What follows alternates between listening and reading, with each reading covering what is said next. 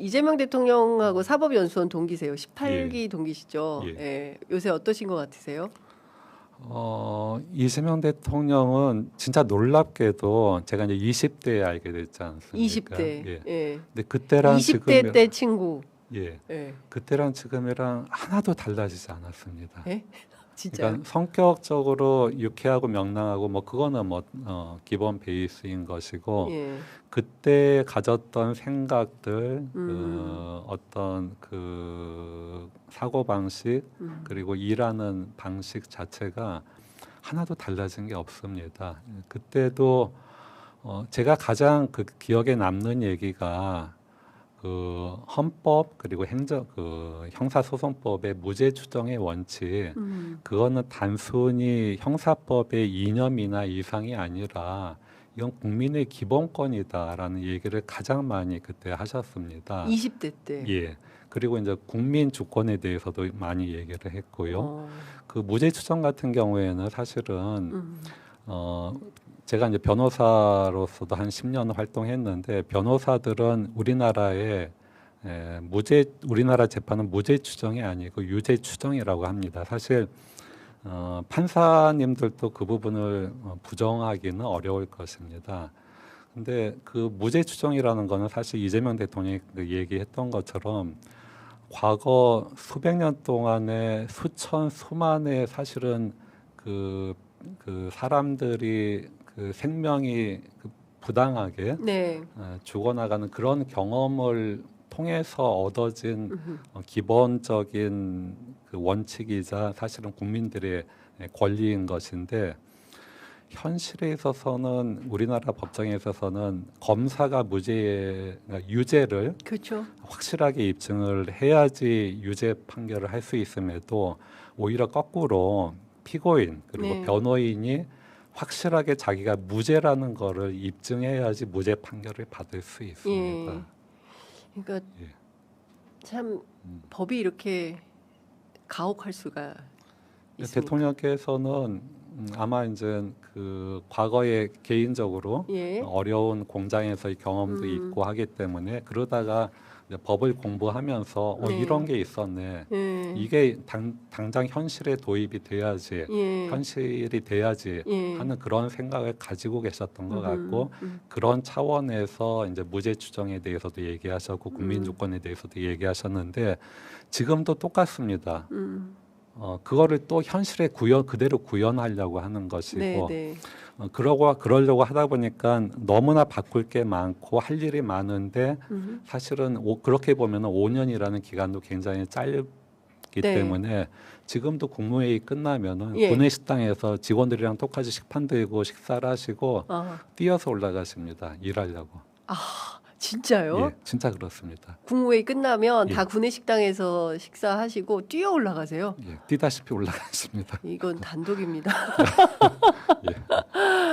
그만큼 어떻게 보면 일에 대한 열정 그리고 예. 세상이 바뀌어야 된다. 예. 그리고 그 세상이 모두가 그래도 최소한 인간다운 생활을 하는 네, 그런 네. 공정한 생활, 공정한 사회를 네. 이루고자 하는 그런 어떤 꿈, 그것이 20대 때 가졌던 제가 들었던 네. 것인데 지금도 하나도 달라지지가 않은 것 같습니다. 예. 대충 세월이 지나면 친구들도 많이 변하는데 옆에서 보시기에 참 안 변하는 친구다 이런 느낌 드시겠습니다. 진짜 시종일관입니다. 시종일관. 예. 야, 이게 또 다른 차원에서의 또 이게 그 뭔가 묵직하게 들어오는 게 있네요. 인상적이었던 장면 중에 하나가 네.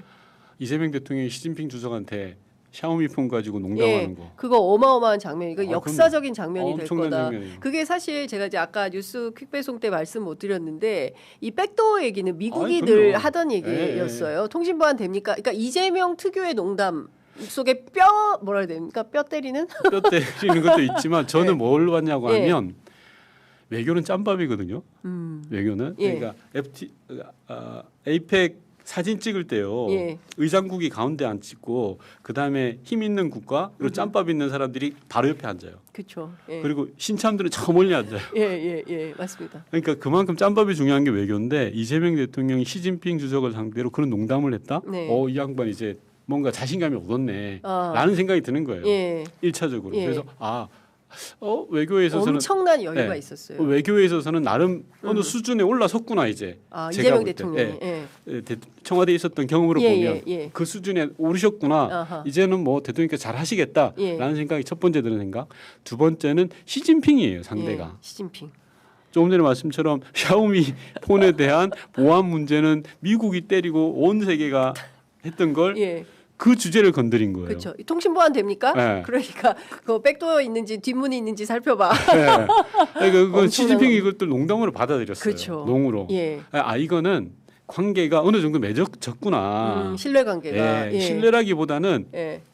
제가 우리 장윤선 예. 진행자님하고 예. 농담을 주고받을 수 있는 상황이다라는 예. 걸 입증하는 거잖아요. 그렇죠. 그러면 일단 기본은 한 거잖아요. 네. 왜냐하면 한중 관계가요 그동안 얼마나 개혁망이었냐면 문재인 정부 때 중국으로부터 무역 흑자가 1,700억 불이가 엄청나게 많았어요. 근데 윤석열 정부 들어서 3년 동안 마이너스 300억 불이 그래요. 뭐한 중국을 겁니까, 배척하면서. 진짜? 뭐한 거예요? 왜냐하면 중국은 전통적으로 우리의 무역 수지 흑자 대상이에요. 네. 이런 말씀드리면 좀 그렇지만 네. 그래서 문재인 정부 5년 동안 1,700억 불이 한때 상당했는데 마이너스 300으로 만든 게 윤석열이에요. 대단하네요. 예. 경제적으로 이걸 복원시켜야 돼요. 네. 그래서 이재명 대통령이 그렇게 한 게 저는 상당히 의미 있는 거다. 네. 물론 이번 한중 정상회담을 통해서 구체적인 성과를 내오기는 힘들어요. 예. 그렇죠. 지난 3년 동안 잃어버렸잖아요. 그렇습니다. 3년의 잃어버린 시간에서 복원하는 그 과정에 있기 때문에 예. 뭐 이제부터 시작인데 저는 그래서 샤오미폰 농담이 되게 의미 있게 받아들였어요. 예. 그러니까 그 시진핑을 웃겼어요. 음. 예. 시진핑 좀체 웃지 않는 사람이고 늘 이렇게 과묵하고 되게 기분 묵직한. 나쁜 주제거든요. 사실 그렇죠. 그렇죠. 예. 야, 니네 맨날 훔쳐가잖아. 뭐 그래서 우리 못해. 예. 틱톡도 못하고 다 못해. 이런 네. 느낌이잖아요. 예, 그렇죠. 예, 그러니까 어쨌든 지금 보면 그 시진핑 주석과도 그리고 또 트럼프 대통령한테 왕관 선물했잖아요. 그거 가지고 미국 언론에 엄청난 그 기사가 많이 나왔습니다. 근데 그것도 누구 아이디어인지 너무 궁금한데. 뭐 하여간 요거는 일부 취재된 대목이 있어서 나중에 설명을 좀 드리겠지만 그 부분은 어떻게 보셨어요? 대통령의 선물 굉장히 고민거리입니다. 아, 이게 고민거리다. 청와대 제가 8년 있었는데 정말 힘든 고민거리예요. 선물. 예. 예. 상대의 기호를 알아야 되잖아요. 그렇죠. 상대의 의미를 또 알아야 되잖아요. 예. 그래서 이번에 왕관은 전 되게 잘했다고 생각해요. 왕관이요? 네, 왕관 잘했어요. 뭐 일부 기자들은 맥인 거다. 뭐 어때요? 맥이든 뭐 어떤 1억 넘게 들여서 10조, 100조 이상을 우리가 그쵸. 얻어들인 거니까. 예, 1억 쓰고. 네, 1억 예. 쓰고 그런 거 더 해야죠. 뭐. 예. 실리적으로 봐야 돼요. 예, 저는. 그래서 외교는 실리니까. 네. 예. 그래서 잘 한 거고 예. 상대의 기호를 잘 맞춘 거다라고 봐져요. 네. 이전에 고이점이 예, 예. 아베 때 트럼프한테 골프 퍼터를 예. 금으로 이렇게 된 걸 그렇죠. 줬거든요. 예, 맞아요. 그때도 막 난리 났었죠. 예. 예. 트럼프가 혹해 끄단 말이에요. 예, 예, 예. 골프 광에다가 맞아요. 그걸 좋아하는 금으로 또 한 딱 거니까. 예. 그런 건 섬세함과 정성이거든요. 음흠. 이번에 잘 하신 거예요. 왕관 부분은 잘했고 네. 시진핑 주석한테 바둑판 그것도 잘 하신 거라고 생각해요. 예. 그러니까 그 사실 이것도 연결이더라고요. 보니까 그 박근혜 정권 때 바둑 알을 선물을 맞아요. 했고 근데 왜 바둑 알만 하고 그때 세트로 안 했을까요? 통상 알 하면은 바둑판도 같이 선물을 해야 되는데 바둑 알만 선물을 했더라고요. 왜 그랬을까? 그것도 좀 의구심이 남는데 그래서 이번에는 바둑판을 네. 주고 그다음에 이창호 구단이 만찬장에 함께 갔었잖아요. 그러니까 놀부처. 예, 그러니까 이게 3종이 함께 움직인 거다. 그러니까 스토리 라인을 네. 굉장히 신경 써서 만들었다. 그리고 저는 그 갓 구우는 황남빵을 바로 뜨끈뜨끈한 걸 갖다 줬다는 거잖아요. 그거 보고 되게 맛있게 그 이후에 지금 황남빵 살 수가 없어요. 불티나게 팔려가지고. 그러니까 저는 아주 섬세하게 정성을 다해서 극진하게 대접했다. 근데 어느 세계 정상 하나 빠지지 않고 네. 고르게 그렇게 한 데 대해서 되게 평가를 많이 받는 것 같다라는 고생하셨어요 이번에. 예, 그런 것 같습니다. 이재명 대통령 만나면 무슨 얘기 하시고 싶으십니까? 좀 쉬셨으면 좋겠어요. 안 쉬어요. 어제도 월화수목금금금 어제 싱가포르 총리. 예. 저 예전에 한번 그 의원들하고 갔을 때 말씀드린 적도 있는데 예. 대통령이 쉬어야 돼요. 그래야 다음이 있어요. 네. 저는 대통령 업무의 총량의 법칙을 믿거든요. 5년 동안 할 수 있는 게 정해져 있어요. 예. 그거를 적절하게 배분하시면서 하셨으면 좋겠어요. 네. 한미 정상회담에서 제일 주목해서 본 대목은 어느 대목이세요? 신라 금관도 많은 사람들이 아니 취향 저격. 관세 협상은 예. 제가 그날 예. 타결되는 날 일본에 갔었어요. 예. 그런데 일본 정계 지도자들이 야 어쩌면 저렇게 이재명 대통령 똑똑하게 잘하냐. 와. 일본 뭐냐 일본 뭐냐? 하면서 다카이치 사나이 IMF 뭐냐? 예. 다카이치를 공격해서는 안 되고. 돼요. 예. 예. IMF 외환위기 때 예. 김대중 대통령이 일본을 예. 처음 방문해서 그 유명한 오부지 김대중 선언. 선언 예. 나올 때인데 그때 예. 미국 우리나라 같으면 정경련 예. 회장이 예. 일본 경제인 한 700명 모여놓고 예. 김대중 대통령 연설을 시키는데 그분이 막 그러더라고요. 일본 경제를 위해서는 김대중 대통령이 한국 대통령 임기가 끝나면은 일본으로 수입해서 총리를 모시자. 와. 그런데 이번에도 그 얘기를 예. 하더라니까요. 오. 임기 끝나면 이재명 대통령 임기 끝나면은 일본으로 수입해서 총리로 모시자. 총리로 모시자. 그렇게까지. 예. 예. 그러니까 내가 대통령 선거 때 예. DJ가 환생해서 이재명이 됐다. 제2의 김대중이다. 그 얘기 하셨죠. 예. 맞아요. 나도 이러면 돗자리. 여의도에 돗자리 하나 까셔야 될 것 같아요. 그건 너 말할 것도 없고 예. 지금도 가서 금관 그러니까요. 트럼프 그 누구 아이디어였을까요? 무궁화 훈장 예. 너무 궁금합니다. 대통령이 잘 되려면은요 예. 국군이 좋아지려면은 예. 밑에 참모들이 잘하는 거예요. 참모들이. 예. 그러니까 강원식 비서실장, 음. 김용범 정책실장, 네. 위성락 외교안보실장 등 잘하잖아요. 예. 두 분 에이펙 총평 좀 들어보겠습니다. 예, 신 저는 변호사님. 진짜 가슴을 내렸고 대한민국 국민인 게 정말 자랑스러웠어요. 제가 이 관세 협상 타결되고 했을 때도 이제 기자들이랑 밥을 먹고 있었는데 뭐 정파 이런 게 다 다를 거 아니에요. 뭐 그런데 다들 이제 뭐 박수를 치거나 뭐 이러진 않았지만 뭐 기자들이 그런 행동을 잘 하진 않으니까 진짜 잘 됐다고 이게 평가가 완전 일치하더라고요. 그래서 네. 대한민국 국민의 한 사람으로서 저도 그 기자분들이랑 생각이 완전 같았고 진짜 절치부심하면서 여기까지 왔구나.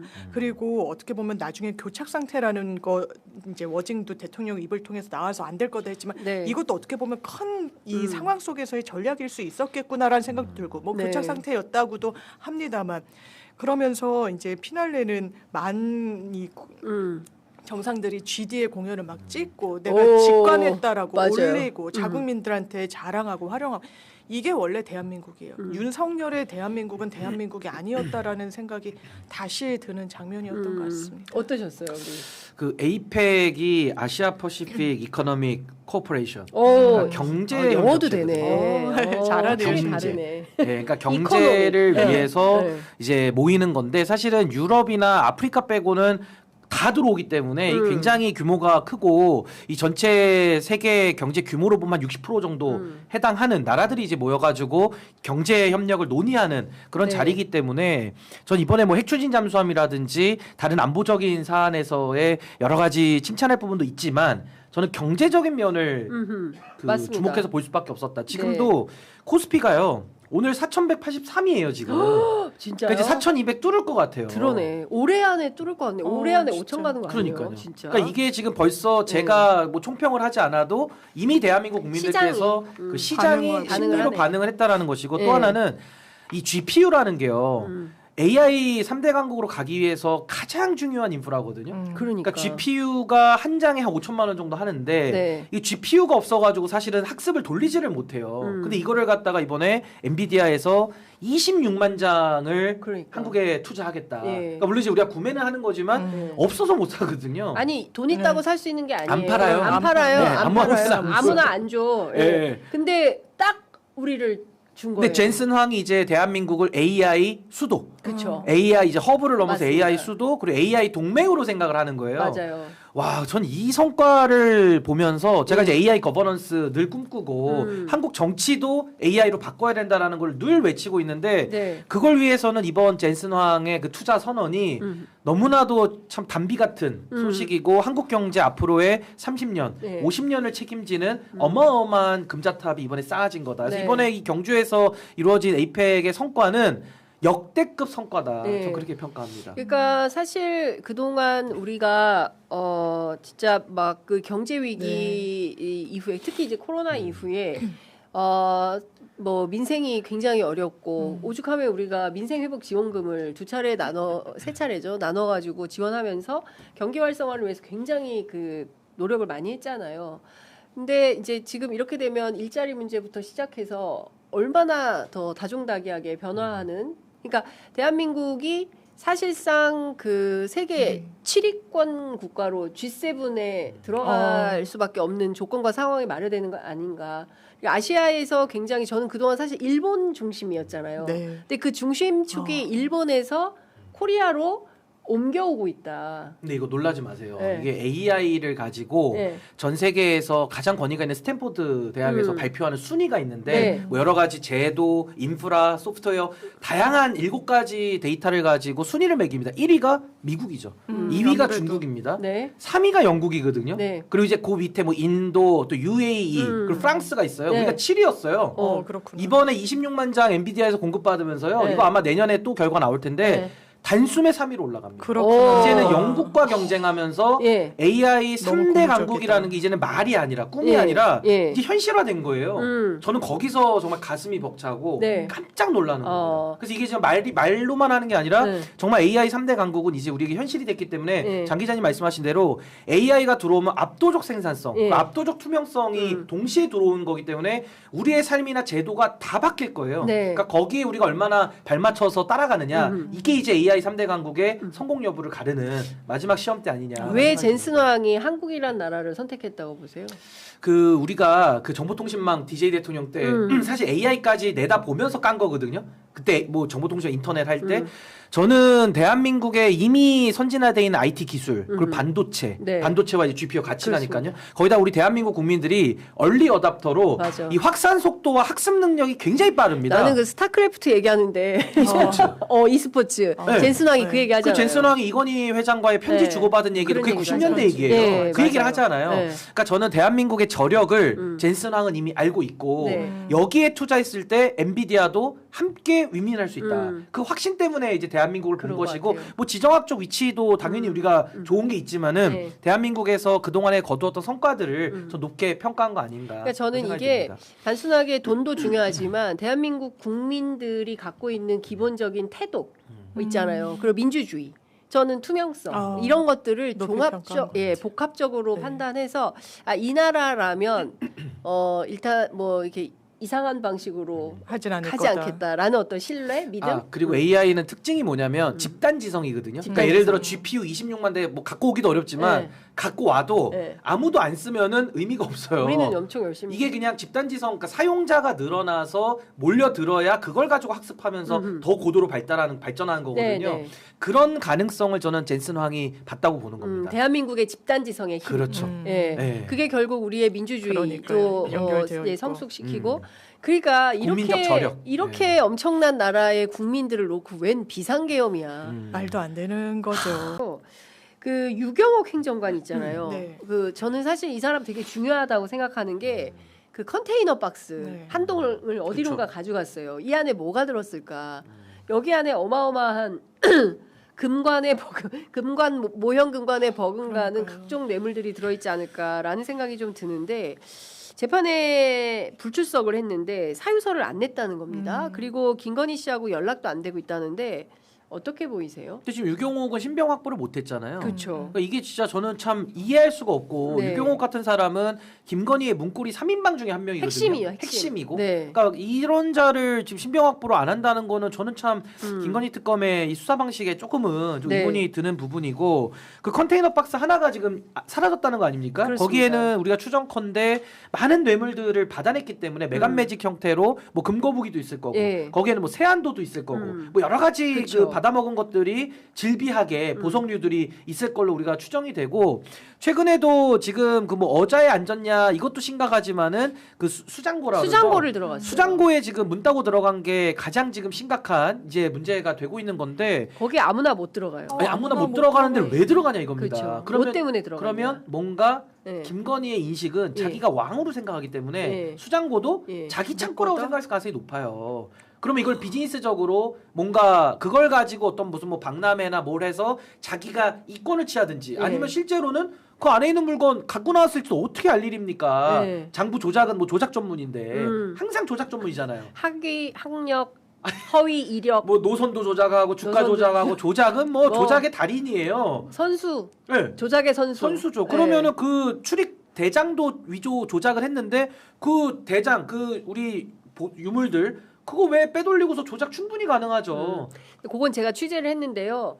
그 출입에는 그 관계자들이 기록에 남기지 않았대요. 그러니까 김건희가 왔다 어떤 갔다라는 기록은 남기지 않았다. 왜 안 남길까요? 예, 그러니까요. 그것도 알아봐야 되고 네. 수장고를 들어가긴 했는데 그 수장고 안에 있는 물품들을 빼내서 이를테면은 관저라든가 대통령실에 뭐 전시를 예. 했을 수는 있는데 네. 그거는 아직 조금 더 확인이 필요한 단계다. 근데 그게 그래서 이번 수장고가- 주에 제가 문체위 확인해 보도록 근데 하겠습니다. 수장고가 습도도 중요하다는 거예요. 네, 거기가 손상되니까. 그러겠지. 보존이 미술적 돼야 자그 되니까. 그렇죠. 보존이 중요하죠. 딱 유일하게 원형 하나씩 있는 거 그렇죠. 아닙니까? 근데 예. 그거를 갖다가 아무나 따고 들어가는 것 자체가 일단 문제고 예. 그 이후에 그 목적을 우리가 밝혀서 이거는 뭐 저 빼돌리려고 했는지 음. 아니면은 뭐 용산에 갖다 놓으려고 했는지 어떤 게 됐든지 간에 절차대로 안 하면 다 위법인 거예요. 그렇습니다. 그러니까 이 부분이 좀 밝혀져야 될 것 같습니다. 네. 한동훈 대표도 조사를 안 받고 있습니다. 말씀하신 대로 내 손에 피를 안 묻히겠다고 했는데 하마터면 총 맞아 죽을 뻔했어요. 예, 곽종근 사령관이 그동안 묻어두었던 얘기를 재판정에서 했습니다. 그거 되게 웃겨요. 예. 그러니까 그 아까 말했잖아요. 예. 윤석열이 아니 너 소폭 앉자마자 소폭 10잔 20잔 마셔놓고 그 기억나냐는 취지로 공격을 한 거예요 사실은. 예. 술 마시는 기억납니까? 예. 근데 곽종근 전 사령관이 거기서 사실은 화가 났어. 아, 긁혔죠. 어. 경노한 거죠 사실. 예. 그래? 내가 어. 이것까지 기억하는데? 네. 그때 말할 때 한동훈 잡아오면은 본인이 쏴서 총으로라도 쏴서 죽이겠다라고 했다라는 네. 얘기를 하면서 음. 다른 의원들도 정치인들도 있었다라는 얘기를 하거든요. 그러니까 그거는 얘기 안 하죠. 그렇죠. 여기까지 하겠습니다. 네. 하고 끝냈죠. 예, 예. 그렇죠. 그러니까 너 나 더 공격하면은 이것까지 얘기할 거야. 나는 다 기억해. 너는 그게 별 숫자리가 큰 자리가 아니었을지 모르겠지만 네. 자기는 대통령이랑 먹는 그렇죠. 자리면 다 기억하죠 당연히. 그러니까 지금 윤석열 저 재판에서 어떤 얘기를 강조하냐면 이 별거 아니다. 뭐 비상계엄이 꼭 무슨 뭐 전시와 그에 준하는 비상사태에서만 하는 게 아니라 합참에도 계엄과가 있는 거 마치 평시에 평시 계엄이 있다는 식으로 주장을 해요. 그리고 뭐 시위가 과격해지거나 하면은 계엄할 수 있다. 우리 역사에서 그런 일이 있다. 황당 주장을 하는 거예요. 그죠. 그리고 그때 과격한 시위도 없었어요. 더 중요한 누가 것은 시위를 했나요? 누가 시위를 했어요. 2024년에 전혀 그런 상황이 아닌데 저렇게 황당무계한 얘기를 하는 거고 그 중에서 본인이 옳았다라는 얘기를 되풀이해서 반복을 하고 있는 겁니다. 속보가 나왔는데요. 구속영장 추경 후 불체포 특권 포기하겠다. 당당히 임하겠다. 이제 이런 아니 얘기 포기 안 하셔도 돼요. 네. 늘 말하지만 아니 끝까지 붙들고 매세요 좀. 그 엉내에서 통과시켜 드릴 테니까. 그러니까 예, 그 얘기하고 그다음에 해병 특검에서 내란숙의 윤석열 8일 오전 10시 8일에 오전 10시에 피해자로 출석하라고 통보했다는 소식 들어와 있습니다. 그런데 그 한동훈 대표가 또 입장을 냈잖아요. 참담하다. 그 곽종훈 사령관의 총발언 때문에 되게 참담하다 이런 그냥 입장을 주목받고 싶으신 것 같아요. 내기를 네. 했는데 예. 근데 이걸 알고 있었을 텐데 분명히 모르지 네. 않았을 거란 말이죠. 그러니까 계엄하기 전에 몰랐다고 진짜 좋게 쳐서 몰랐다고 치더라도 계엄 이후에는 알았을 거란 말이에요. 윤석열이 본인한테 어떻게 하려고 했는지. 네. 당연하죠. 근데 한덕수랑 손잡고 공동 정부 만들려고 했던 거 아니에요. 그러니까 그런 과오가 있는데 지금 와가지고 뭐 또 자기 피해자 코스프레처럼 하는 것은 좀 이상하다. 사람들이 보기에 낯뜨겁다. 아 그러니까 너무 이중적인 게 네. 한덕훈 그때 한덕훈 사태. 예, 벌써 한덕수와 이제 한동훈의 그 인생이 거기서 갈렸는데 저 마치 유체이탈처럼 쏙 빠져나가는 거죠. 그쵸. 그 계엄 이후에 3일 동안은 아니 헌법에 본인이 헌법 뭐 이런 얘기 하는데 헌법에 명시되지도 않은 공동정부가 있습니까? 그러니까. 세상에 여당 대표랑 총리가 뭔데요? 그래서 황당무계한 아니 주장을 냉정하게 한 거예요. 권한대행은 총리예요. 그렇죠. 총리가 낙마하면 부총리가 하는 거고 네. 순서대로 내려오는 거지. 교육부 총리 내려오잖아요. 그렇죠. 그럼 기재부 장관 그다음에 교육부 장관 이렇게 내려오면 되는 거지. 최상목 2주 내려왔잖아요. 우리나라는 법치국가고 법에 따라서 본인들이 법해야 되니까 거기에 따라서 프로세스를 진행하면 되는 거지. 무슨 듣도 보도 못한 행정부와 입법부도 아니죠. 그냥 여당 대표일 뿐이에요. 그렇죠. 예. 자기 국회의장이에요? 국회의원도 아니잖아요. 예. 예. 아무것도 아닌데 원내 그냥 예. 어떤 사람 제 표현한 게 원내 나부랭이 하나 원내 나부랭이 원외. 예, 원내 하나 나부랭이 와가지고 자기가 예. 뭐 된다듯이 이런 표현까지 쓰더라고요. 예. 거기서 무슨 권능을 가지고 자기가 그 뭐 정권 이양을 받고 예. 무슨 질서 있는 퇴진 자기가 뭔데 질서 있는 퇴진을 그렇게 시킵니까? 네, 법무부는 어제 12.3 비상계엄 사태 당시 국회 계엄 해제 방해 의혹을 받고 있는 추경호 전 국민의힘 원내대표에 대한 체포동의 요구서를 국회로 보냈습니다. 조은석 내란 특검팀은 추 전 원내대표에 대해서 내란 중요 임무 종사 혐의를 적용해서 구속영장을 청구한 바 있기 때문이지요. 추경호 전 원내대표의 구속영장에는 계엄 당시 내란 속의 윤석열 측의 요청을 받고 국민의힘 의원총회 장소를 여러 차례 변경하는 방식으로 다른 의원들의 계엄 해제 표결 참여를 방해한 혐의가 게재돼 있다고 하는데요. 현직 국회의원인 추 전 원내대표는 국회 본회의에서 체포동의안이 통과가 되어야 법원의 구속 전 피의자 신문 그러니까 영장 실질 심사를 받게 됩니다. 법원이 체포동의안을 특검팀으로 보내면 법무부를 거쳐서 국회로 제출이 되고 그리고 표결에 붙여지게 되는 건데요. 관련해서 이에 앞서서 한겨레 신문이 어제 중요한 단독 보도를 하나 했습니다. 추경호 전 원내대표가 국회의원 전원을 상대로 우원식 의장이 본회의장 집결 요청을 한 직후에 의원총회 장소를 국회에서 당사로 바꾼 정황이 파악됐다는 것인데요.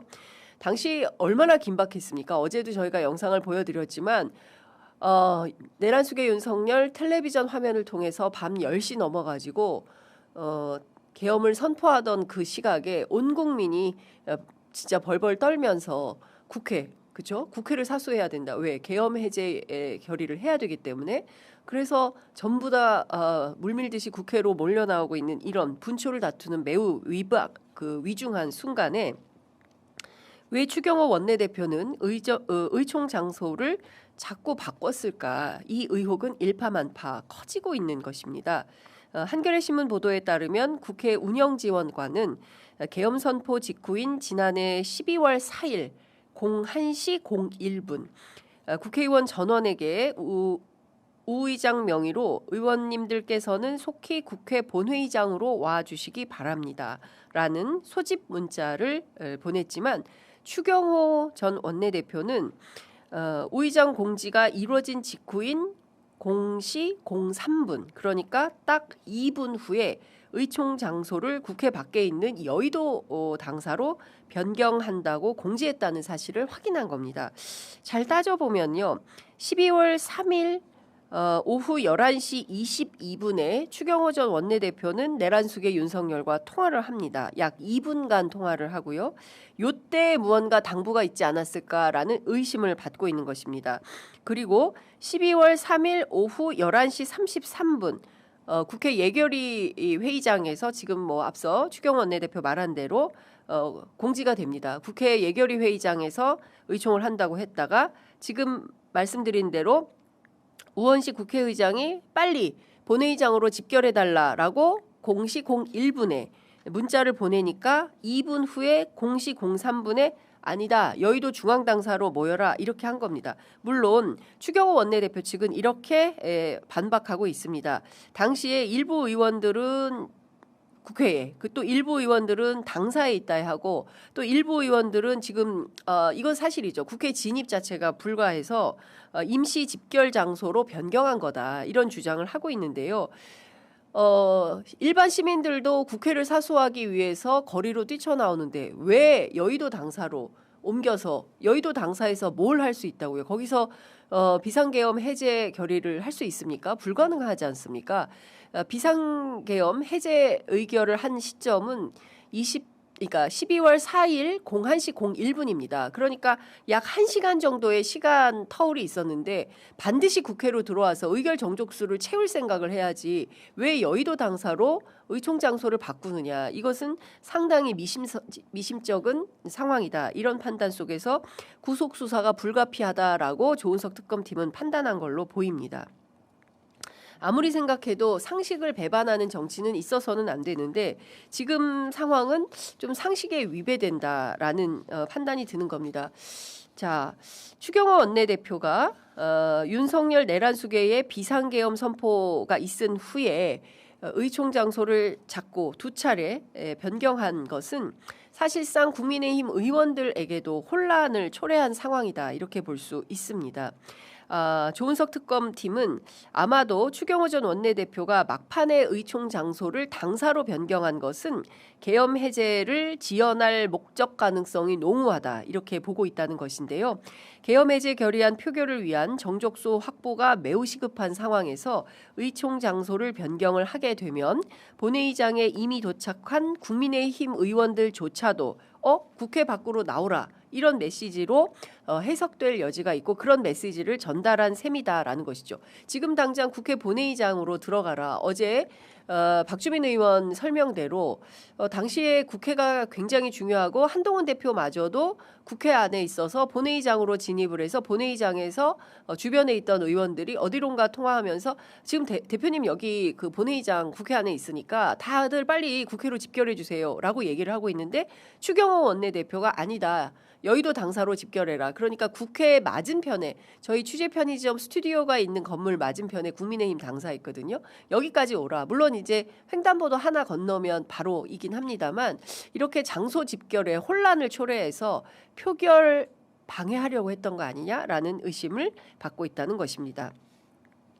실제 제가 당일 국회에 나와서 라이브 방송을 할 때도 왜 자꾸 당사로 모이라고 하는지 알 수가 없다. 현장에 나와 있던 제가 기억하는 몇몇 의원들 입에서 이제 볼멘 소리가 터져 나오기도 했어요. 지금 빨리 국회로 들어가야 되는데 원내대표는 지금 당사로 오라고 하고 또 대표는 지금 그 국회 안에 있다고 하고 뭐 어떻게 하는 게 좋은지 모르겠어요. 그렇지만 일단 국회로 들어가야 될 것 같아서 국회로 들어가야 되는데 경찰이 막고 있어서 어떻게 해야 될지 모르겠습니다. 뭐 이런 얘기가 있었어요. 이게 당일에 민주당 의원들은 과감하게 월담해서 막 들어갔는데 국민의힘 의원들은 일부는 싸우기도 하고 또 일부는 뭐 확인해보진 않았지만 담을 넘진 않았을까라는 생각이 좀 들기도 합니다. 물론 국민의힘 의원들은 관련해서 사실 확인을 해주지 않고 있습니다.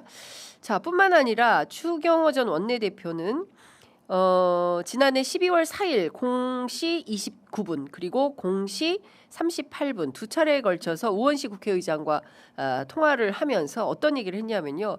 국회의원들을 모으는 시간이 필요하다. 그리고 의원들이 국회로 들어갈 시간을 줘야 하지 않느냐라면서 본회의 연기를 요청하기도 했죠. 이것도 수상하죠. 지금 당장 즉시 집결해서 빠르게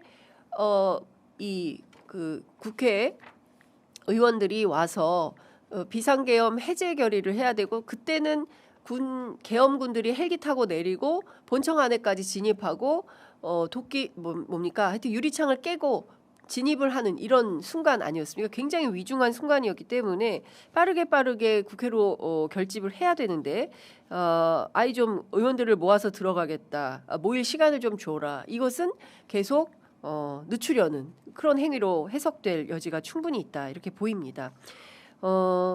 다 떠나서 추경호 전 원내대표가 국회 본회의 표결에 참석하지 않았습니다. 전 이 점도 굉장히 미심쩍고 의문스러운 행동이 아닌가라는 생각이 좀 드는데요. 국회의원으로서 당연히 국회에서 비상계엄 해제 의결에 참여했어야 함에도 불구하고 이렇게 표결에 참여하지 않은 것은 직무유기 혐의도 있는 거 아닌가라는 판단을 하게 됩니다. 앞으로 추경호 전 원내대표에 대한 구속영장 처리가 어떻게 진행될지, 과연 이번에도 한덕수 전 총리 그리고 박성재 전 법무부 장관의 경우처럼 영장 실질 심사 과정에서 구속영장이 기각될지 아니면 발부될지 귀추가 주목되는 상황입니다. 그리고 체포동의안 투표는 14일 표결 절차에 돌입할 걸로 보인다라는 전망이 나옵니다. 그런데 사실 지금 그 김건희 특검만 하더라도 처음에 주목된 게 뇌물은 아니었지 않습니까? 물론 뇌물도 그 명품백 수수한 거 뭐 이것도 이제 중요한 거였지만 그것보다는 공천 개입, 그렇죠. 고속도로, 예. 뭐 사실 이런 게 훨씬 더 지금 특히 김건희 특검도 방금 예. 말씀하신 것처럼 그 특검 명칭에 들어있는 것처럼 예. 공천 개입입니다. 그렇습니다. 공천 개입이고 예. 그다음에 양평 고속도로가 예. 휘어진 사건이죠. 그렇습니다. 예. 이게 중요한데 지금 수사하는 결국 이제 잘 못했다는 게 아니라 네. 도이치모터스 그다음 공천 개입도 공짜로 여론조사 예. 받았다는 개입이 아니라 예. 여론조사 공짜로 받으면 약간 피해 갔죠. 예. 그리고 이제 이렇던 통일교 문제 예. 요걸로 지금 가고 있어요. 가고 있어요. 예. 근데 지금 삼부토건 해야 되죠. 웰바이오텍도 그렇죠. 사실은 수사를 근데 해야 되는데 김건희 특검은 예. 제일 힘든 특검 같아요. 제가 느끼기에 첫째 네. 일단 반란이 일어난 특검 아닙니까? 내부에서 그렇죠. 검사들이 검사 반란이 있었죠. 검사 반란이 있었죠. 예. 이 조직이 장악이 안 되고 있다는 것이죠. 예. 그 두 번째는 그 한 그 부장 검사는 그러니까요. 돌아가 버렸어. 거기에 관련이 돼가지고 예. 이제 돌아갈 수밖에 예, 없는 구조지 않습니까? 예. 또 특검에 대해서도 뭐 이러쿵 저러쿵 주가에 대해 어떻게 이런 예, 말이고 그렇죠. 전체적으로 내가 볼 때는 동력이 떨어진 특검이지 않냐 생각이 들고 더 이상 나가기는 어렵고 지금 최은순을 불렀지 않습니까? 예. 그다음에 아들, 김건희 오빠, 오빠 불렀는데 예. 내가 볼 땐 잘하면 이 정도 하고 끝날 것 같아요. 아. 양평 고속도로 예. 이제 양평 고속도로로 예. 집중이 되고 있고 예. 근데 보면 또 양평 고속도로보다도 수사 방해한 것. 그렇죠. 근데 중요한 건 수사 방해보다도 양평 고속도로가 예. 핵심이잖아요. 그렇습니다. 그래서 지금 1심 무죄 받은 사건을 중지까지 시켜놨기 때문에 예, 예. 이게 중요한데 예. 김건희 특검은 내가 볼 때 이 정도가 맥심이지 않는가 생각이 들어요. 아, 좀 걱정입니다. 그래서 염려스러운 이 모든 특검이 뭐 기한이 얼마 안 남았지 않습니까? 예, 예, 이렇게 예. 되면은 특검도 이제는 출구 전략을 짤 거예요. 어디까지 하고 어디까지 하고 어느 정도 선에서 발표를 예. 끝낼 것인가. 예, 예. 그럼 이 모든 것이 결국 어디로 갑니까? 검찰로 가는데. 지금 특검법이 아마 예. 경찰로 갈 겁니다. 경찰. 경찰로 갑니까? 그럼 과연 경찰이 제대로 수사를 해낼 것인가? 예. 이 문제가 남는 것이죠. 예. 검찰로 가지 않고 특검이 개정된 법에 의하면은 경찰로 가도록 됐을 겁니다. 예. 제 기억이 그렇게 돼 있어요. 예. 그럼 이 수사를 경찰에서 받아서 해야 되는데 예. 경찰이 제대로 수사할 것인가 문제가 남습니다. 지금. 큰일이네요. 지금 예. 어쨌든 국민들의 기대와 염원과 다른 방향으로 결국 특검이 발표를 하면은 국민이 기대한 것만큼 만족하기는 어렵지 않는가 저는 그런 별로 덜 긍정적인 예. 생각을 해봐요. 지금 돌아가는 분위기예요. 예. 지금 확 어떤 속력이 좀 떨어진 느낌을 받지 않습니까? 그렇죠. 달려오다가 예. 이게 그렇죠. 수사가 이르게 되면은 어느 좀 한계 왔다고 저는 봐줘요. 예. 그리고 지금 좀 답답한 것은 최은순 그 요양원 그 금고에서 그 이배용에게 전달했던 금 거북이 그거는 가져갔지만 경찰 인사와 관련된 것도 있어서 사진만 찍어놓고 왔는데 다시 가 보니까 그게 없어졌다는 거 아닙니까? 그렇죠. 이것도 이제 그런 것 때문에 수사방에 그렇죠. 수사를 한다는데 예. 지금 이제 수사가 이게 경찰을 인사청탁했던 사람들 네. 이 부분에 대해서도 여력이 없는 거죠 지금. 여력이 없는 거예요 예. 지금. 방금 속보 들어온 것은요. 금거북이 매관매직 이배용 전 국가교육위원장이 김건희 특검팀에 출석해서 조사가 시작됐다라는 내용 들어와 있습니다. 그리고 김건희 특검팀 아크로비스타 등 압수수색을 통해서 관저 이전 의혹과 관련된 수사도 진행 중이다라는 얘기가 나오고 있습니다. 지금 갈래가 어마어마하게 벌어졌어요. 그러니까요. 지금 네, 김건희 특검이 네. 관례가 너무 많은 거예요. 그래서 제가 볼 때는 네. 그 검거북이 이배용도 저는 진즉 나와서 조사받은 줄 알았어요. 그때가 언제입니까 지금? 그러니까 지금 인제 나온 거예요. 인제 나오고 있잖아요. 오늘 나온 거예요. 예. 이것은 예. 지금 김건희 특검에 있는 검사들이 보다 더 열심히 일을 할 필요가 있다는 거죠. 예. 좀 제가 더 볼 때 열심히 일, 뭔 속도가 이렇게 늦습니까? 나 진즉 이게 구속된 줄 알았습니다. 예. 그래서 옛날 같으면 이제 양부남 검사장님이 가십니다. 바로 아니, 예, 이거 지금 수사하러. 너무 늦어요. 너무 예. 늦은다는 것은 예. 김건희 특검에 지금 동력이 많이 떨어지고 있다는 거 보여요. 지금 이게 예, 이렇게 가면 안 될 것 같습니다. 이렇게 안 될 것 예, 같고 엄청난 이 사건을 예. 막 가지를 칠 게 아니라 선택과 집중을 해라. 원래 출발했던 것처럼 양평 고속도로 문제, 예. 공천의 예. 대 문제를 밝혀야 되는데 예. 집중했으면 좋겠어요.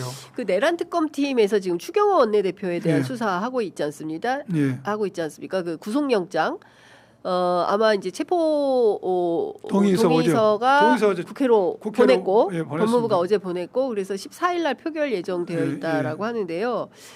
내란 특검팀 수사는 전반적으로 어떻게 보십니까? 내란 특검 수사도 네, 제가 볼 때는 박성재 장관 영장 재청구한다는 문제, 네, 그리고 이제 여안에서 일반 이적죄 적용하는 문제, 네. 그리고 추경호 이 정도가 맥심까지 온 거 아닌가 생각이 들어요. 시간상 봤을 때. 그리고 추경호 원내대표에 대해서는 예. 이러쿵저러쿵 말이 많습니다만은 예. 그 전부 다 궤변입니다. 아니, 대변이다. 예. 지금 비상계엄이 선포돼서 이 부분 비상계엄이 선포돼서 네. 모든 시민이 나와서 그러니까요. 계엄군을 맡고 있는 현장을 여당 원내대표가 봤어요. 예. 그리고 국회 내에 군과 경찰이 투입이 돼서 지금 봉쇄하고 있는 걸 봤습니다. 예. 그럼 국회의원은 뭐 하라는 사람입니까? 그러니까요. 국회의원은 헌법기관이지 않습니까? 예. 헌법기관이 그 말은 자기가 지역민에서 자기를 뽑아서 그 권한을 마음대로 행사하는 게 아니에요. 그렇습니다. 헌법적 가치를 지키는 게 국회의원의 최고 임무입니다. 예, 맞습니다. 민주주의를 지키는 게 예. 국회의원의 최고 임무예요. 예. 그럼 민주주의를 지키고 들어가야죠. 국회로 들어가야죠. 들어가서 표결하고 다른 여당원도 다 오라고 해야죠. 그렇습니다. 근데 어떻게 해요? 당사로. 당사로 불러냈어요. 예. 그것도 여러 번 왔다 갔다 하다 결정적으로 예. 우원식 국회의장이 다 국회로 모이시오. 모이시오. 그러니까 자기는 당사로 오라고요. 오라고 했어요. 안에 있는 사람도 빨리 나오라 이거지. 예, 밖으로 예, 나오라. 이거 말이 됩니까? 그렇습니다. 그리고 본인이 국회 원내대표실에 앉아 있으면서도 표결 참석 안 안 합니다. 했어요. 그리고 두 번에 전화하면서 국회의장한테 예. 본회의 연계해달라고 연계해 합니다. 달라고 하고. 예. 그리고 지금 어떻게 보면 같은 당이라도 같이 있어서 적대적 관계 있는 네. 윤석열이지 않습니까? 예. 민주주의 지켜야 할 국회의원인데 그런 민주주의를 파괴한 대통령 통화를 해요. 그러니까요. 예. 통화하고 나와서 두 번이나. 계엄 선포문이 만들어지고 예. 일살처리로 지시를 하지 않습니까? 그래서 여기 무슨 국회의원의 자율권이니 뭐냐는 것은 예. 그 말이 안 되는 소리고 이것은 굉장히 중요하고 예. 제가 볼 때 내란 특검이 영혼을 담은 것 같아요. 영혼을. 영혼을. 조은석 특검이요. 조은석 특검의 영혼을 담은 예. 이 영장 청구로 저는 보여집니다.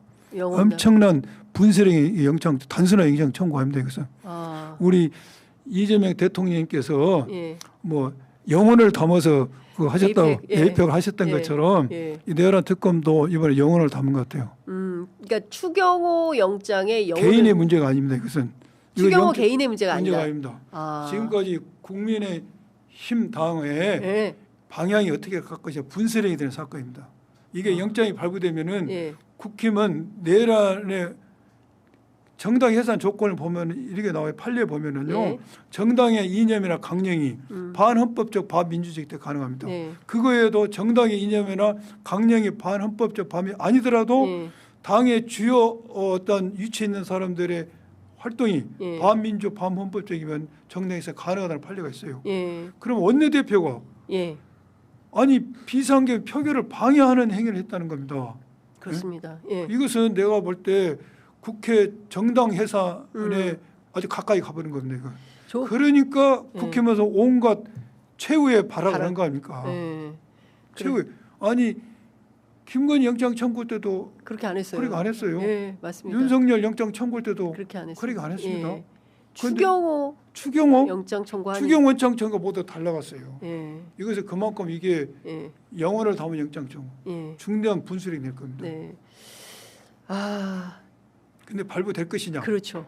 말 그렇죠. 것이가 중요하죠. 그렇습니다. 왜냐하면 우리가 한덕수, 예. 그다음에 박성재, 세상에 저 CCTV를 다 보고도 영장을 기각시킨단 말이야. 이건 있을 수가 없다라는 게 국민적 판단인데 기각시켰습니다. 저는 한덕수 11월 달에 이제 1심 선고한다고 하는데 법정 구속시키지 않을까 싶어요. 이진관 판사가. 제가 한덕수 재판 진행 과정 보면은 예. 법정 구속시킬 것 같아요. 직위원하고 재판을 진행하는 논점 완전히 달라요. 틀려요. 완전히 달라요. 예. 재판 이렇게 해야 됩니다. 그러니까 직위원 재판하는 거 보면 정말 예. 저도 그건 하겠어요. 재판도 아니고 저도 하겠어요. 이거 이 한덕수 재판처럼 해서 한덕수를 먼저 법정 구속시키면은 네. 직위원 재판에도 많은 영향을 미칠 것입니다.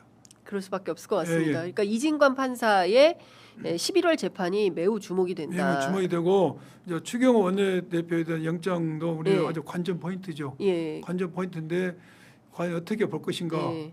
영장 발부가 돼야 되죠. 예, 그렇죠. 당연히 돼야 되는데 반드시 돼야 됩니다. 반드시 돼야 되는데 예. 사법부 지금 행태를 봤을 때는 반신반의. 반신반의죠. 그렇습니다. 낙관적으로 벌진 아니다. 예.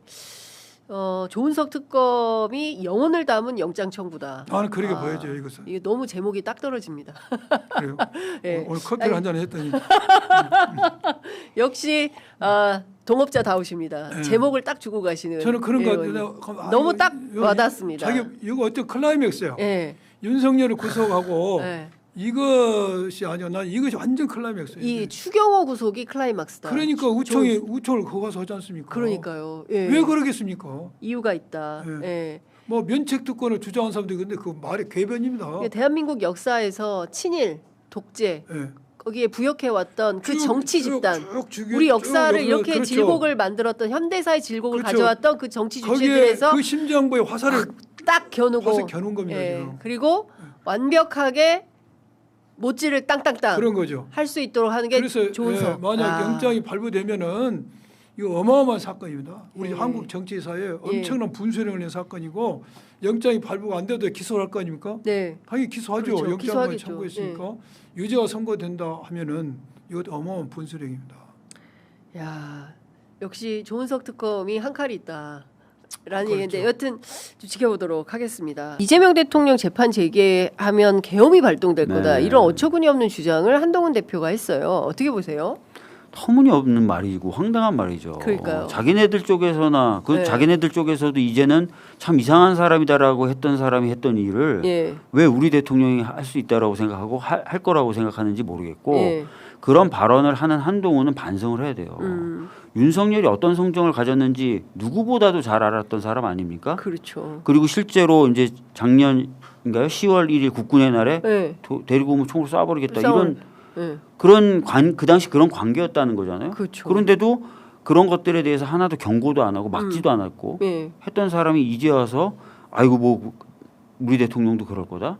자기 반성을 좀 하세요. 예. 계엄 당일날 뭐 계엄 해제 표결에 의원들 몇 명 데리고 왔다. 그래서 나는 내가 계엄 해제 1등 공신이다. 막았어야지. 그렇죠. 윤석열 어떤 사람인지 제일 잘 알았던 사람이. 예. 그렇지 않습니까? 그렇습니다.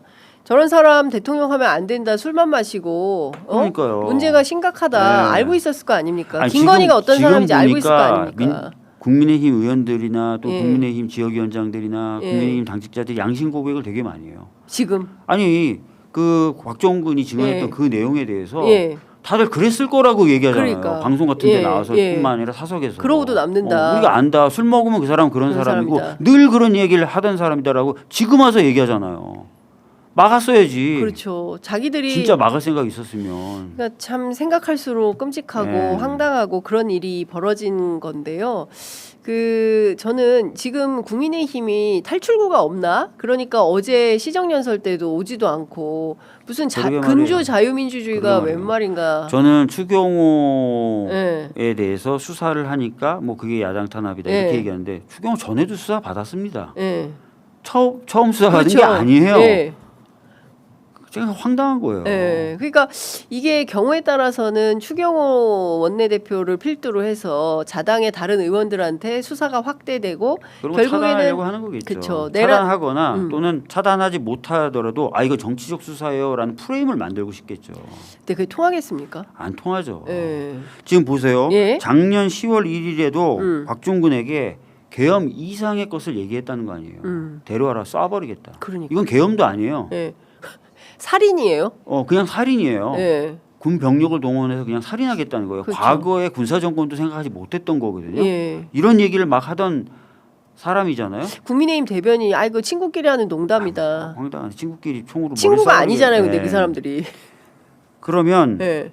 그 추경호 원내대표하고도 네. 계엄 일주일 전에 저녁을 먹었다잖아요. 그쵸. 아무 얘기 안 했을까요? 당연히 했을 거라고 했을 봅니다. 거고 또 하나 예. 국회에 군대를 집어넣을 것을 생각하고 있었던 예. 국회가 가장 군사력을 많이 투입하는 곳인데 네. 국회에 그렇게 군사를 보내면서 작전 성공을 위해서 그 당시 여당인 국민의힘의 협조나 도움이 필요 없다고 생각했을까요? 당연히 필요하죠. 필요하다고 예. 생각했겠죠. 비상계엄 해제를 하면 안 되었었어요. 맞아요. 국민의힘은 맞아요. 협조하면 안 됐었어요. 어떻게든 이 시간을 끌어서 맞죠. 비상계엄 해제가 안 되는 네. 상황에서 필요하면 2차, 3차, 3차 추가로 비상계엄을 해서 맞아요.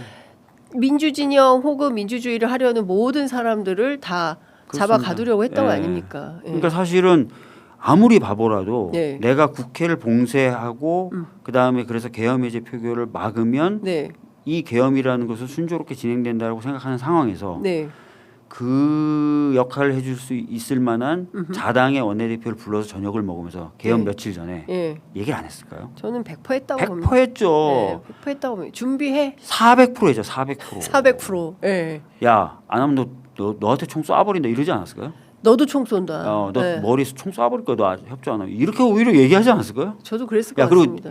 협조할 거지. 오케이. 네. 자, 네가 싫어하는 사람 이름 대봐.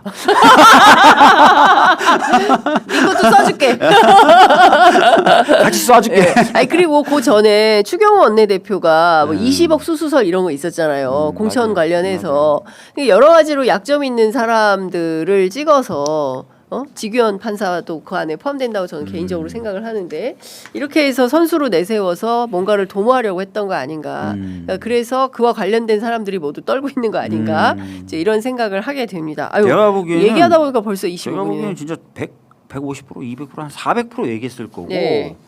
뭐 당부까지 하고 약속받고 별의별 거 다 했을 거예요. 네, 그 의원님 지금요 다 떠나서 지금 국민의힘에서 전쟁이라는 거잖아요. 전쟁을 선포했어요 어제. 그리고 이재명 그 정부 이재명 대통령 끌어내리기에 적극적으로 일을 하겠다.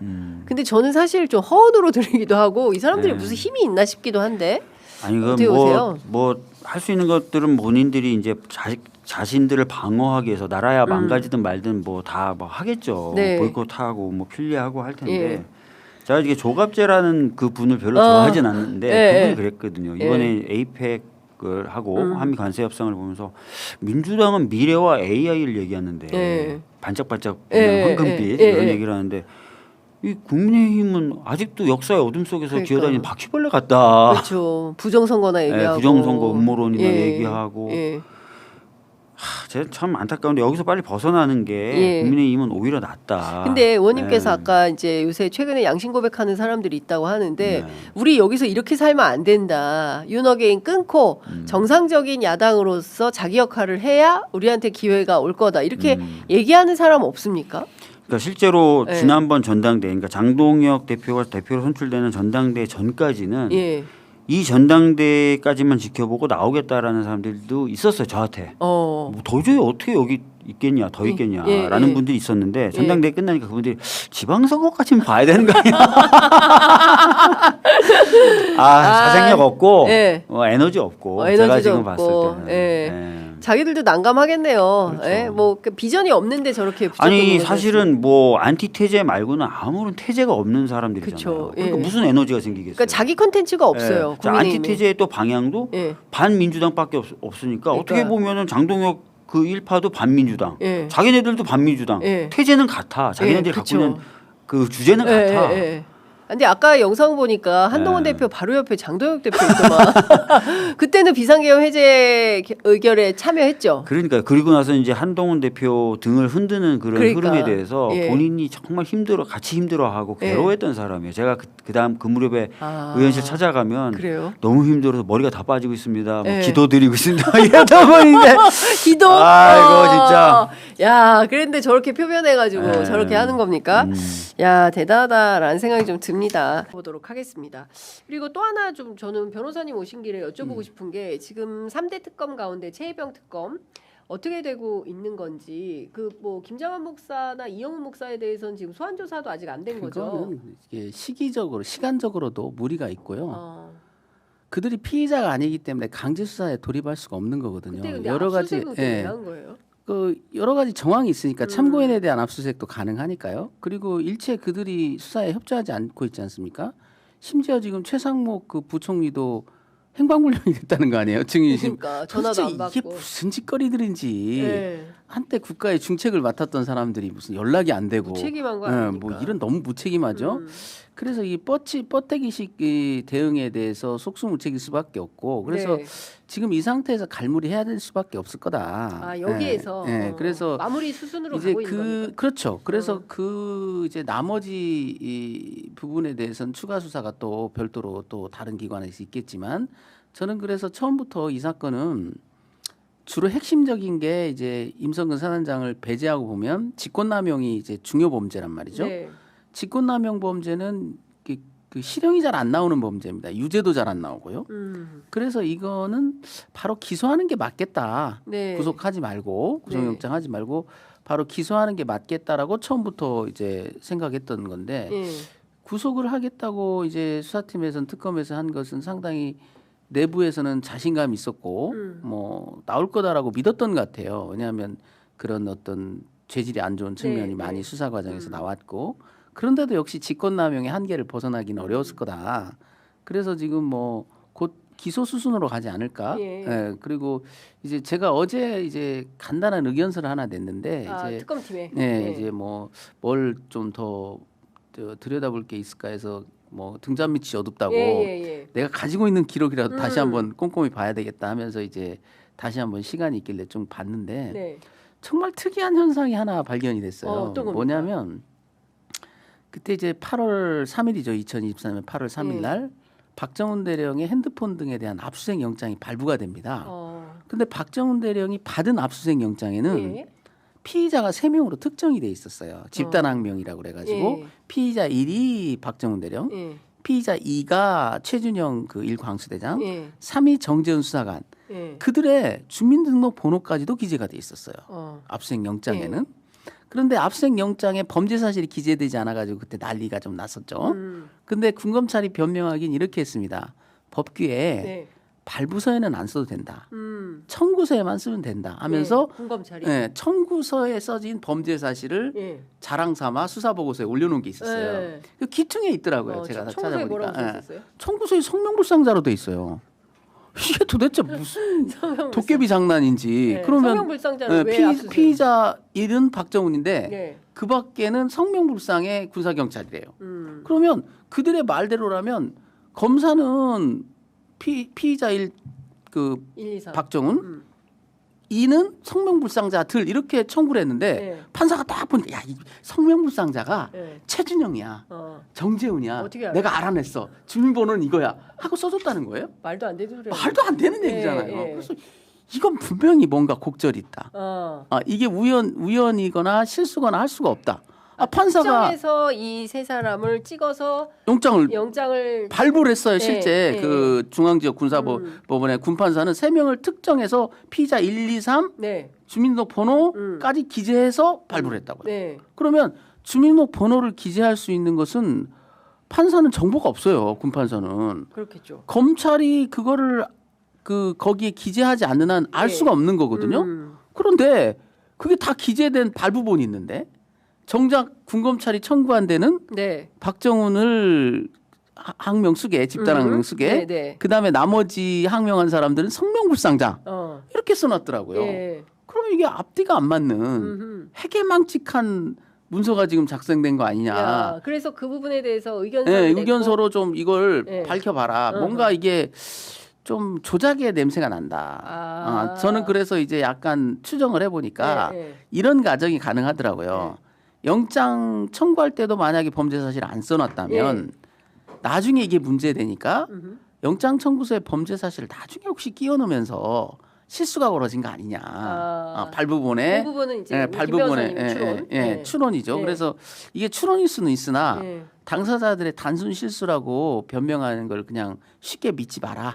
그런 의견을 하나 냈고요. 네. 또 하나가 이제 박정훈 대령에 대한 그 주민조회가 예. 굉장히 일찍 됐더라고요. 아, 그래요? 8월 2일 날 그날 바로 주민조회가 됐어요. 예. 근데 박정훈 대령의 주민등록번호는 공개한 적이 없단 말이죠. 박정훈 대령이 그 전까지 조사를 받은 것도 아니고 네. 그들이 확보한 장기 자력표에는 그 주민번호가 기재되지 않았어요. 그런데 바로 주민번호를 특정해가지고 주민조회를 했다. 예.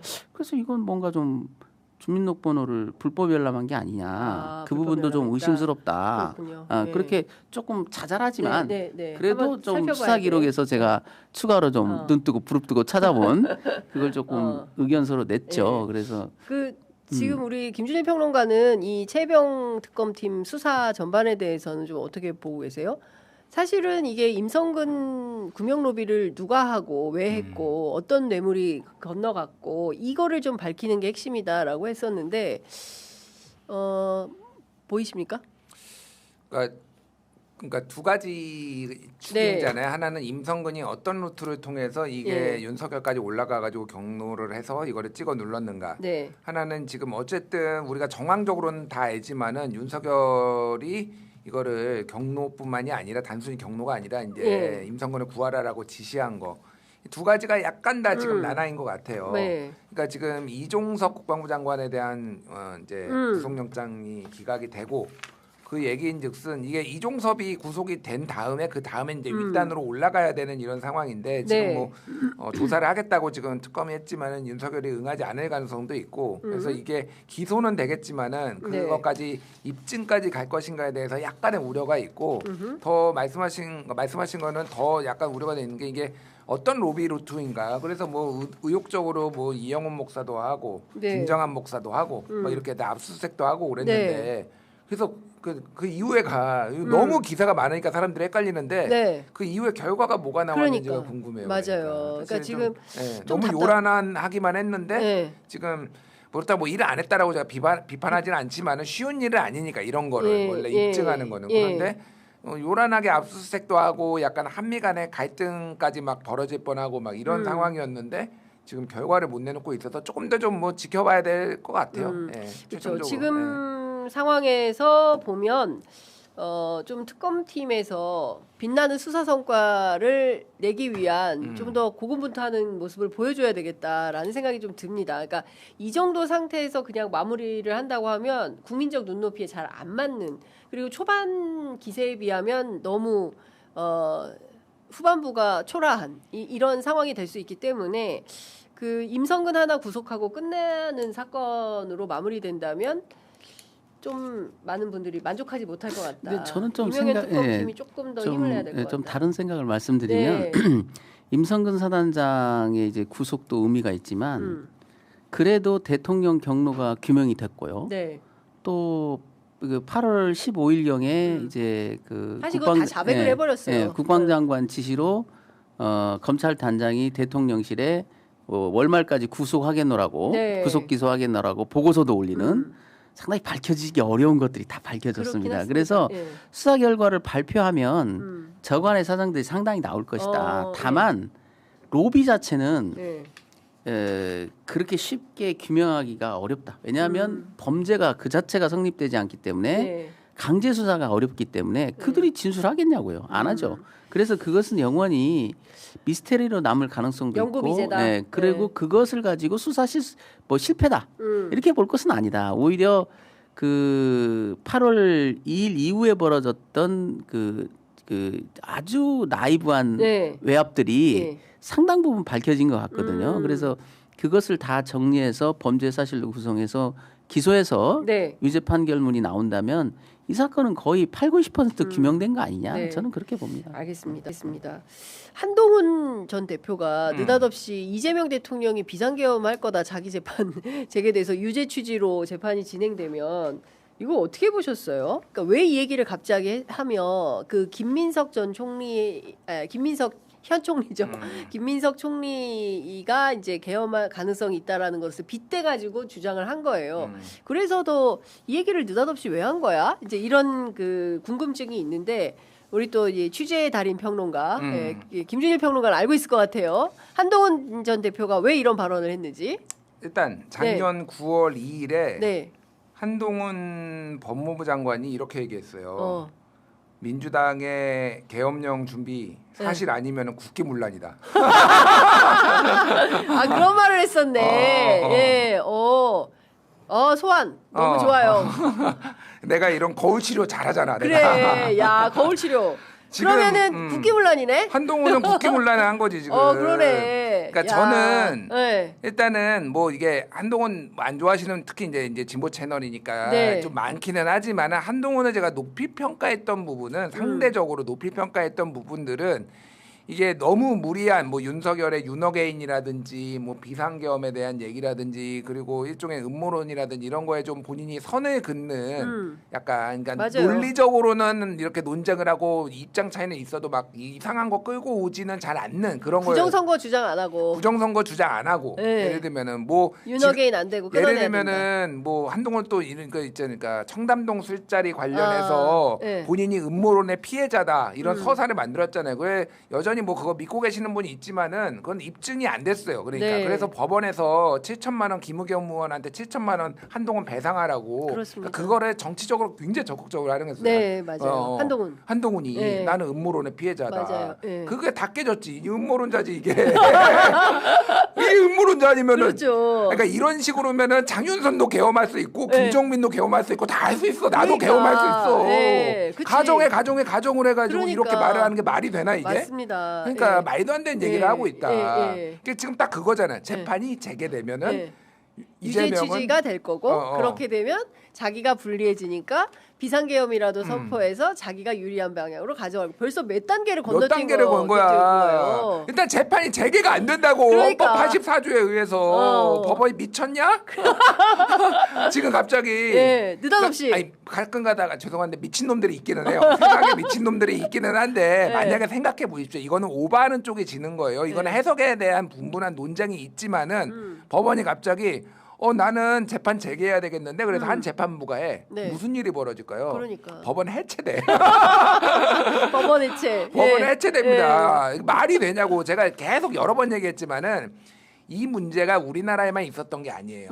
그래서 대표적인 게 프랑스에 2000년대 중반에 있었어요. 자크 시라크 대통령이 파리 시장 재임 시절에 있었던 범죄가 문제가 돼가지고 계속 문제가 되니까 예. 그때는 여야가 합의를 해가지고 2007년 2월에 헌법을 바꿔버립니다. 오. 그래서 진짜 대통령은 형사상 소출을 받지 않는다가 재판도 받지 않아요. 네. 재임 기간에는 네. 이걸 아예 명문화해 버려요. 그렇게 법으로 해결한 사례도 있고 미국처럼 이를테면 빌리 클린턴, 르윈스키 스캔들이나 지금 트럼프나 이런 사람들 위험하면은 그냥 그런 거 하지 마. 재판 다 중단, 기소 예. 중지 이렇게 하는 그렇죠. 예. 정치적 영역으로 트럼프 해결한 게 같은 있어요. 경우 검찰에서 기소 중지해버렸죠. 기소 중지해버렸어요. 예. 그러니까 제가 말하는 건 뭐냐면은 예. 대통령이 일을 하게 해야지. 그게 네. 상식이지. 그러니까. 그러니까 무슨 그러면 나경원이 예를 들면 내가 성한용 칼럼 어저께 되게 네, 재밌게 네. 읽었는데 만에 하나 오세훈이 지금 유력 대선 후보인데 명태균 사건으로 그러면 대통령 되고 재판 받으러 다닐래? 그거 허용할래? 나경원은 빠로 사건 그러면 재판 받으러 다닐래? 대통령 만약에 될 가능성도 네. 없지만은 그러니까 말이 안 되는 얘기잖아요. 그러니까요. 그러니까 네.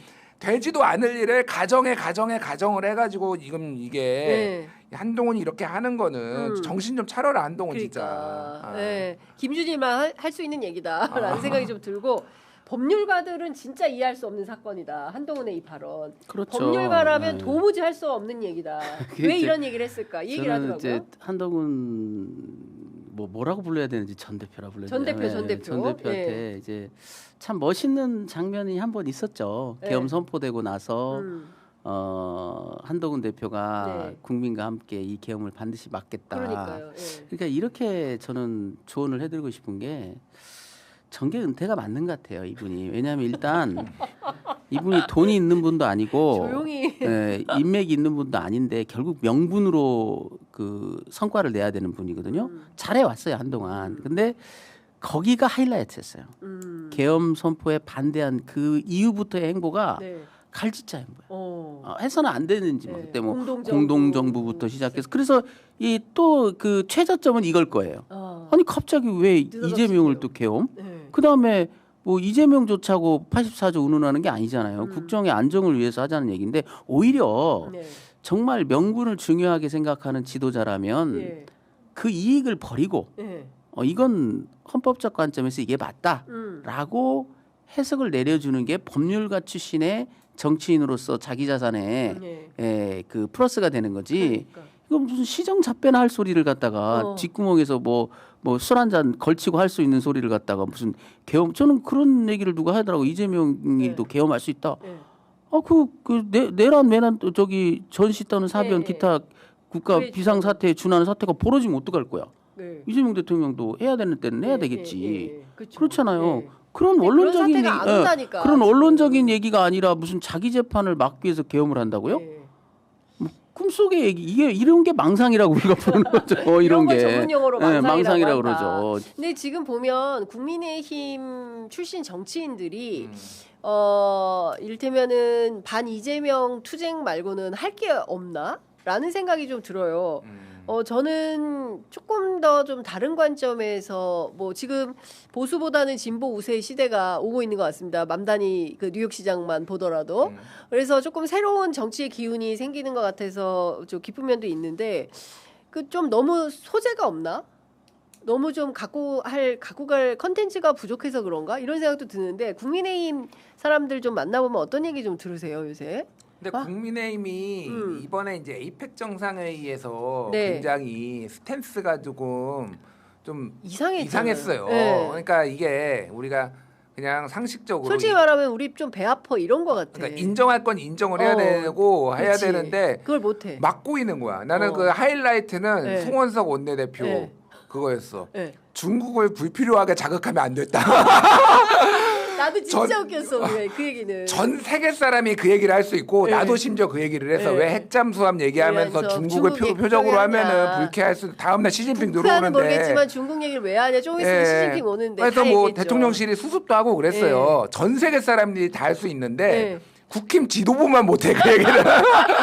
중국을 불필요하게 자극한 게 누군데? 그러니까 현수막 붙인 거 누군데 다. 김민수 나와가지고 중국인 관광객들 바이러스 퍼뜨린다, 퍼뜨린다. 범죄자다 막 이러면서 그러니까. 협종 무슨 뭐 중국인 무비자 입국 막아야 된다. 무비자 입국 막아야 된다. 중국인 쇼핑 방지법 뭐 이렇게 막 해가지고 막 말도 안 되는 거 막 하고. 진짜 정말 3대 방지법 부동산 못 사게 해야 된다. 뭐 3대 쇼핑 방지법 막 했었잖아요. 만국의 그구요. 빨리 국힘 당사 보러 가라. 친중 정당이다. 그러니까 제가 말하는 거는 그러니까 뭐 억지로 쥐어짜서 깔라고 하니까 이게 자기네들 막 스텝이 꼬이는 거예요. 맞아요. 근데 저는 그런 것 같아요. 그러니까 정치도 어쨌든 지지층만 보는 게 아니라 중도층이 있으면은 그러니까 잘한 건 잘한 거라고 인정은. 그렇죠. 아니 국민의힘의 그 패널들 중에서 뭐 김종혁 최고나 이런 분들은 잘했다 뭐 이렇게 인정하는 사람들도 있어요. 그러니까. 근데 이제 이게 안 되는 거야. 지금 보니까 할 수 있는 게 이 저기 사법 리스크 요것만 지금 물고 늘어. 왜냐면은 뭐 이런 외교나 이런 경제도 지금 뭐 굉장히 좋잖아요. 그러니까 코스피 뭐 조정장이 있기는 하지만 어쨌든 막 좋고 그러니까 그걸로 지금 물고 늘어질 수밖에 없다. 그런 것 그러니까요. 같아요. 좀 그 국민들이 일반 평범한 시민들이 보기에 좀 저렇게밖에 못하나? 그러니까 그죠? 제가 탄핵 심판 때 그 안국역에서 내려서 올라가면은 중국 공산당 몰아내자라는 그걸 막 들고 사람들이 서 있어요. 그래서 참 정말 어이없는 정말 너무 어이없고 저는 이제 국힘에 대해서 반드시 위원정당으로 해산해야 된다라고 주장하는 사람이기 때문에 사실 저도 뼛속 깊숙이 진보일까? 커온 배경이 법조인이고 뭐 법무관을 했고 변호사를 하고 있고 진보이면 얼마나 진보겠어요 제가.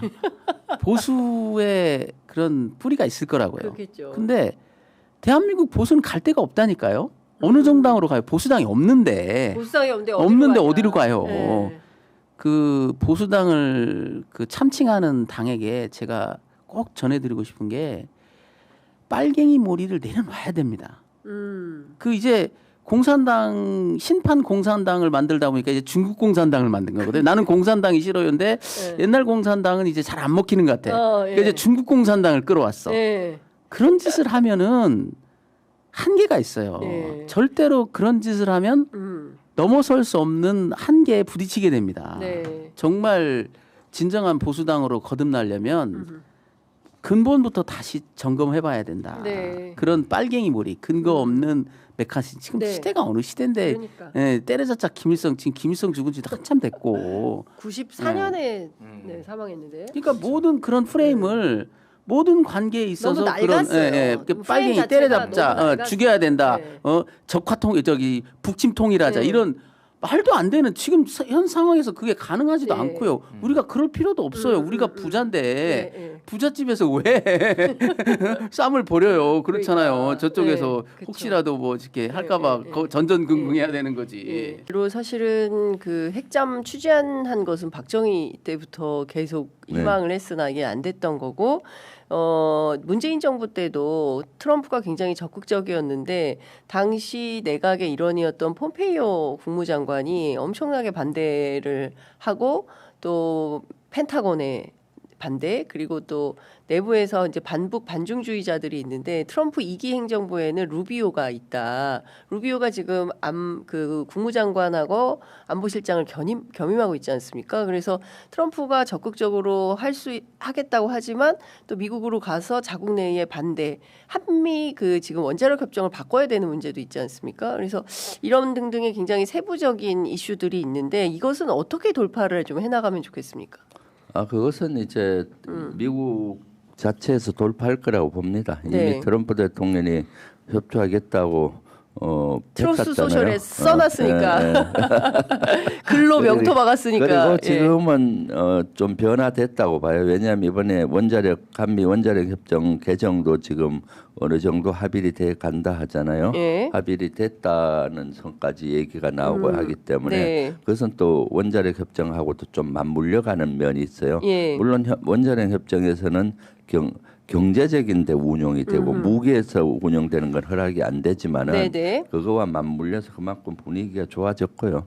그리고 지금 미국이 추진하는 것은 대한민국의 국방비를 많이 올리라고 하는 거 아니에요. 그렇습니다. 일본 국방비도 올리고 예. 그래서 우리가 국방력이 강화되면은 예. 미국이 동북아 지역 또 인도 태평양 지역에서 부담이 줄어드는 겁니다. 예. 왜냐하면 중국이 부상하고 있고 러시아가 있지 않습니까? 예. 그러니까 그런 위협으로부터 미국은 본인 스스로 한국과 일본이 군사력이 커지면은 예. 부담이 줄어든다고 생각하기 때문에 한국에게 핵 추진 잠수함을 갖게 네. 되면은 부담이 줄어들겠다라는 거죠. 네. 그래서 그런 것들을 인정을 한 것이 아닌가 싶어요. 그래서 미국의 이해관계와 우리의 이해관계가 예. 사실은 맞닥뜨려 같아졌기 때문에 인정한 거예요. 네. 그러니까 근데 이 포인트는 어떻게 보십니까? 이제 우리 대통령께서 강조한 것은 핵 잠수함의 연료, 그러니까 디젤로는 자막 능력이 떨어져서 이게 오래 할 수 없고 2, 3주 만에 다시 올라와야 되는데 그래도 그 핵 연료를 쓰면 이게 아무래도 자막 능력이 길고 그다음에 심해를 다 탐지할 수 있기 때문에 근데 그런 차원에서 연료를 강조한 반면 트럼프 대통령은 사실 연료 얘기보다는 필라델피아 조선소에 와서 건조를 해라. 네. 여기 와서 우리 노동자들, 미국 노동자들 써서 니네 여기 와서 해라라는 건데 실제로 거기 도크도 없고 해서 이를테면은 인프라 까는데 더 시간이 많이 걸릴 수 있다. 거기서 그 잠수함 만들 그 조건이 안 된다. 이런 얘기가 나오는데요. 그런 점은 좀 어떻게 보십니까? 그렇죠. 그것이 하나의 도전요이긴 한데 예. 큰 장애는 아니라고 봐요. 왜냐하면 하나오션이나 이런 회사 전문가들 의견을 들어보니까 예. 그 필리 조선소는 지금 하나오션이 운영하고 있잖아요. 예. 거기 하는데 잠수함을 만들 수 있는 설비는 없어요. 그런데 그걸 설비를 새로 해야 되고, 네. 그런데 설비하는데 한 1년이면 가능하다 하더라고요. 아, 그래요? 네, 예, 네. 예. 그리고 그런 거기 설비 플러스 예. 그 잠수함에 대한 설계가 동시에 들어가는 거잖아요. 그렇기 때문에 설비하는 동안에 잠수함에 대한 설계라든가 예. 이런 걸 하고 지금은 우리는 잠수함을 핵 추진 잠수함을 만들 수 있는 노하우는 다 갖고 있어요. 네네네. 왜냐하면 현재 우리가 최신의 잠수함은 3,600톤의 잠수함이 이미 운용이 되고 있고 장영실함?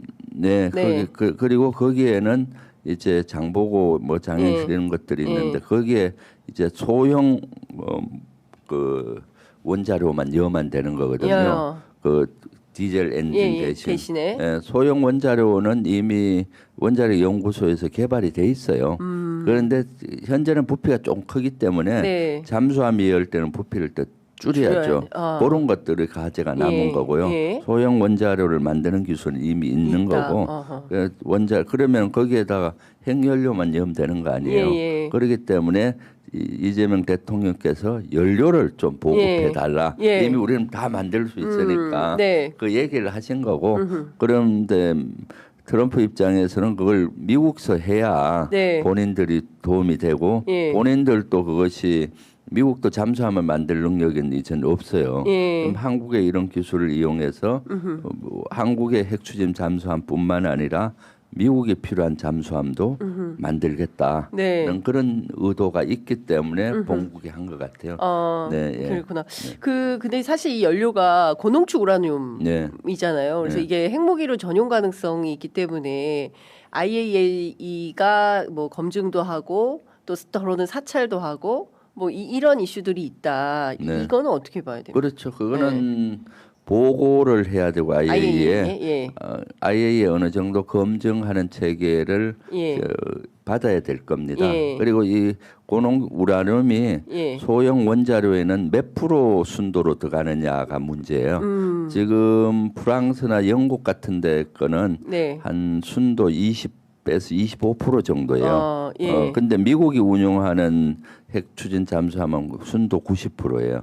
핵무기가 되려면은 순도 95% 이상이 돼야 핵무기가 되는 겁니다. 그러니까 대부분 호주가 하려고 하는 것도 순도 한 20에서 25% 정도거든요. 25%. 그래서 어떤 순도를 가진 핵추진 잠수함을 할 것이냐는 현재 미국과 협의가 돼야 되는 거예요.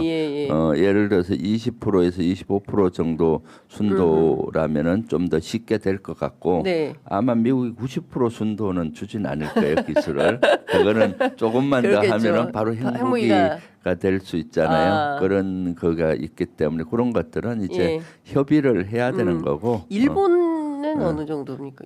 일본은 핵추진 잠수함은 없고 일본은 원자력 그 협정이 순도 20% 이하. 20% 이하. 20%가 기준선이에요. 20% 이하를 저농축 우라늄이라고 하고 그 다음에 20% 이상 고농축으로 들어가고 20% 이하는 경제적 운용 목적으로 쓰는 겁니다. 지금 우리 원자력 발전소가 있잖아요. 원자력 발전소가 26기가 있는데 거기서는 순도 얼마 정도를 쓰는가 하면 2 내지 3%의 그 순도 핵물질을 써요. 그럼 2 내지 3%의 순도를 써도 이게 가열이 되면 2,000도, 3,000도 올라가잖아요. 그러니까 거기 물이 끓으니까 그 전기 수증기를 인해서 엔진이 돌아가는 겁니다. 그러니까 예를 들면 핵추진 잠수함에 순도 20%를 였는데 해도 이게 계속 거기에서 열이 2, 3,000도씩 가열되니까 그 뭡니까? 그 압으로 엔진이 계속 돌아가는 거예요. 그 한번 여면은 한 40년까지 무제한으로 간다는 거 아니에요? 40년. 그러니까 40년 정도는 최소 10년 이상이니까 사실은 무제한 간다고 봐야 되겠죠. 연료 충원 없이. 그런데 그 안에 있는 승조원 사람이 타기 때문에 사람이 못 견딘 거죠. 40년 못 견딥니다. 심해에 들어가서는 한 두 달만 있어도 나와야 돼요, 사실은. 힘들어서 어떻게? 그러니까 그래서 단순히 잠수함의 능력으로 보면은 자막 능력이 무한대다라고 지금과 비교하면은 지금은 맥시멈 한 3주 정도거든요. 최신의 잠수함이 한 3주 정도 걸리고 디젤은 어떤 거는 뭐 며칠 만에 올라와야 되는 경우도 있어요. 그 안에 있으면 산소가 부족하고 또 연료도 공급해야 되고 그렇잖아요. 그래서 수시로 부상해야 되기 때문에 이것이 임무에 많이 제한되고 노출이 되잖아요. 그런데 이 핵추진 잠수함 아주 심해서 몇 달간은 그냥 하니까 그것은 대단히 위협적이죠. 그러니까 이렇게 되면 우리가 전 세계에서 7번째 핵추진 잠수함을 보유하게 되는 셈이 되는 건데 호주에서 하고 있는 영국하고 호주하고 있는 오커스도 사실 잘 안 되고 있어서 되겠냐라는 우려가 있는데 그 부분에 대해서는 트럼프가 도장을 찍었기 때문에 더 이상 걱정할 건 없다. 호주보다 우리가 먼저. 호주도 오커스 협력으로 해서 예. 그 영국, 뭐 프랑스, 미국 이렇게 해서 예. 거기에 핵추진 잠수함을 만들어 주겠다 뭐 이런 식으로 해서 2021년도에 했는데 네. 호주하고 그거는 비교 대상이 아니에요. 호주는 잠수함을 만들 능력이 부족해요. 아 그래요. 소형 원자료도 아마 못 만들 거예요. 다 호주는- 만들어 줘야 되는 거야. 아 호주는 네. 우리하고 완전히 수준이 수준이 다르죠. 다르네요. 그걸 잠수함을 그렇게 기술이 5,000톤급 만들 정도로 예. 그 능력이 안 될 겁니다. 야, 그렇구나. 그걸 만들 수 있는 나라는 세계 몇 나라밖에 없어요. 없어요. 그러니까 예. 우리는 다 만들고 예. 연료만 받으면 되는 거예요. 아, 한국은 그러니까 다 됐고 연료만 있으면 되니까 연료만 좀 네. 신경 써주라. 기술은 다 축적이 돼 있는 거죠. 연료만 네네. 받으면 될 정도로 축적이 돼 있으니까 네. 호주하고 비교하는 거는 말이 안 되죠. 네네. 그 의원님 사실 그 김종대 전 의원 있지 않습니까? 군사 네. 전문가 이제 페이스북에 글을 올렸는데 그 핵추진 잠수함보다는 킬웹이다 이런 글을 올렸어요. 그러니까 우리는 사실 한반도 주변 바닷가에 그리고 연안 근해 이런 쪽에 그 훨씬 더 위협이 크고 심해보다는 이쪽을 더 해야 되는 거 아니냐. 그리고 21세기에 그리고 AI 시대에 덩치 큰 잠수함보다는 이렇게 작은 것들로 연결시켜서 하는 방위가 훨씬 더 중요하다. 뭐 이런 주장을 했습니다. 이런 건 좀 어떻게 뭐 보십니까? 김종대 전 의원이 얘기한 것도 일리는 있어요. 일리는 있는데 네. 실질적으로 핵추진 잠수함은 필요합니다. 왜냐하면은 실제 북한만 겨냥을 해서 한다면은 뭐 김종대 의원 얘기가 맞을 수가 있는데 사실 핵추진 잠수함이 건조돼서 전력화되려면은 한 10년 가까이 되거든요. 예. 그는 늘 현재 위협도 중요하지만은 미래 위협을 대비를 해야 되는 거예요. 예. 미래 다가오는 위협은 지금은 북한의 위협이 대응하지만은 예. 미래는 주변국의 위협도 되는 것이고 예. 세계 또 어떤 위협이 있을 수도 있잖아요. 예. 쉽게 얘기하면은 핵추진 잠수함은 투명 인간이 네. 권총을 들고 있는 투명 인간이라 생각해봐요. 권총을 들고 있는 투명 인간. 네, 투명 인간이 있으면은 예. 누구든지 두려워하지 않아요. 자기 뒤에 와 있을 수 그렇죠. 있고 어디 와 어디에 있을 있을지 수 있잖아요. 모르죠. 예, 엄청 그래서 두려운 핵추진 잠수함이 있는 국가는 예. 주변국에 아무리 강대국이라 하더라도 예. 위협을 느끼는 거예요. 함부로 못해요. 왜냐하면 예. 투명 인간이 그쵸. 예를 언제 들면 와서 어디에 와 있는지 예, 모르잖아요. 예, 한 번 예. 자망해서 예. 그 수개월 동안 예. 아주 심해서 하니까 찾기 어렵습니다. 그럼 내 등 뒤에 와 있는지도 모르고 예. 어디 와 있는지도 모르기 때문에 그것은 사실 그 핵추진 잠수함을 갖기만 해도 그 순간에 네. 어떤 나라도 무시를 못하는 겁니다. 누구도 건드릴 수 없는. 네네. 예, 왜냐하면 완전. 한 칼 있잖아요. 예, 그렇죠. 한 칼을 사실 갖고 있기 미국도 때문에. 북한의 SLBM을 제일 두려워한다. 그렇죠. 예, 언제 와서 순식간에 본토를 타격할 그렇죠. 수. 그 왜냐하면 탐지하기가 어렵고 예. 그런 거죠. 근데 이제 일반적인 디젤 잠수함에 있는 SLBM은 그래도 탐지가 좀 쉬워요. 가끔 예. 부상하기 때문에 예. 그리고 또 그 소리가 좀 있고 속도가 느려요. 네. 그런데 핵추진 잠수함은 기존 디젤 엔진 잠수함보다 속도도 한 3배나 빠르고 그런 빠른 속도로 지속적으로 갈 수가 있어요. 예. 디젤은 그렇게 못 가는데 그러니까 속도도 빠르고 부상하지 않고 계속 자망을 할 수 있고 탐지가 어렵기 때문에 사실은 우리가 만약 그걸 갖고 있으면은 주변국들도 함부로 우리 못하는 거예요. 근데 당장 우리가 한다 그러니까 일본, 필리핀, 그 다음에 이제 보니까 캐나다도 관심 있어 하고요. 그리고 이제 전 세계가 이렇게 되면 군비 경쟁이 가속화된다. 그런 문제는 좀 어떻게 봐야 그건 될까요? 뭐 제가 우려할 건 아니라고 봐요. 지금 북한하고 일본은 핵추진 잠수함을 갖겠다고 선언을 한 상태고요. 네. 가진 건 아니고 선언만 한 상태이기 갖고 싶다. 때문에 선언을 갖겠다고 선언을 한 거고요. 캐나다는 핵추진 잠수함은 관심이 없고 현재 우리 잠수함 재래식 잠수함 3,600톤급을 수입하려고 우리가 수출하려고 하고 있고 그것이 앞으로 큰 터지면은 잭팟이 터지는 거죠. 잭팟이 터지는 거다. 그건 최고 지금까지 우리 대한민국에서 예. 방산 수출 중에 규모가 최대가 될 겁니다. 캐나다에서 이걸 만약에 우리 거를 수주한다. 지금 독일하고 우리하고 2개국이 경합하죠. 지난번에 제가 3개월 전에 캐나다 특사단장으로 대통령 특사단장으로 갔어요. 맞아요. 간 이유 중에 하나가 방산 그거예요. 이거였구나. 그때는 한 5 내지 6개국이 경쟁을 하고 있었어요. 나토 여러 나라들하고 6개국 중에 이제 경쟁을 해서 그때 제가 국방부 장관, 캐나다 뭐 외교부 장관 또 조회에 많은 사람을 만나서 우리 잠수함의 우수성을 정확히 설명을 했어요. 그 캐나다의 가장 맞춤형이다라고 했을 때 반응이 좋았고요. 그래서 갔다 온 다음에 한 달 후에 이제 2개국으로 압축이 된 겁니다. 독일과 우리나라. 그리고 이번에 캐나다 총리가 왔잖아요. 이펙에. 그래서 하나오션 조선소까지 갔다 오고 반응이 좋았다고 해요. 독일은 아직 그 잠수함을 가지고 있지 않아요. 독일은 없어요? 없는데 우리가 이렇게 설계해서 너희들에게 주겠다는 상태고 우리는 만들어서 그래서 이미 운영하고 그래서 그 현물을 직접 보고 캐나다 총리가 보고 그래서 그때도 캐나다에서 인정하는 것은 한국의 잠수함의 성능의 우수성은 인정을 시켰는데 정치적으로 캐나다는 나토국이잖아요. 그래서 그 독일이나 이런 데하고 가까운 거예요. 그래서 군에서는 그걸 원해도 정치적으로 유럽 거를 쓸 확률이 많아서 계속 저도 대통령실이나 이런데 또 우리도 국방안보특위를 만들었잖아요. 그래서 정치적으로 풀어야 된다라는 메시지를 많이 드렸고 이재명 대통령도 누구보다 잘 알기 때문에 이번에 캐나다 총리를 만났고 또 이번에 꼭 그 조선소 가야 된다고 제가 꼭 말씀을 많이 드렸어요. 대통령실이나 조회를 통해서 그래 이번 실제 갔다 오고 현물을 보면 마음이 바뀔 거 아니에요.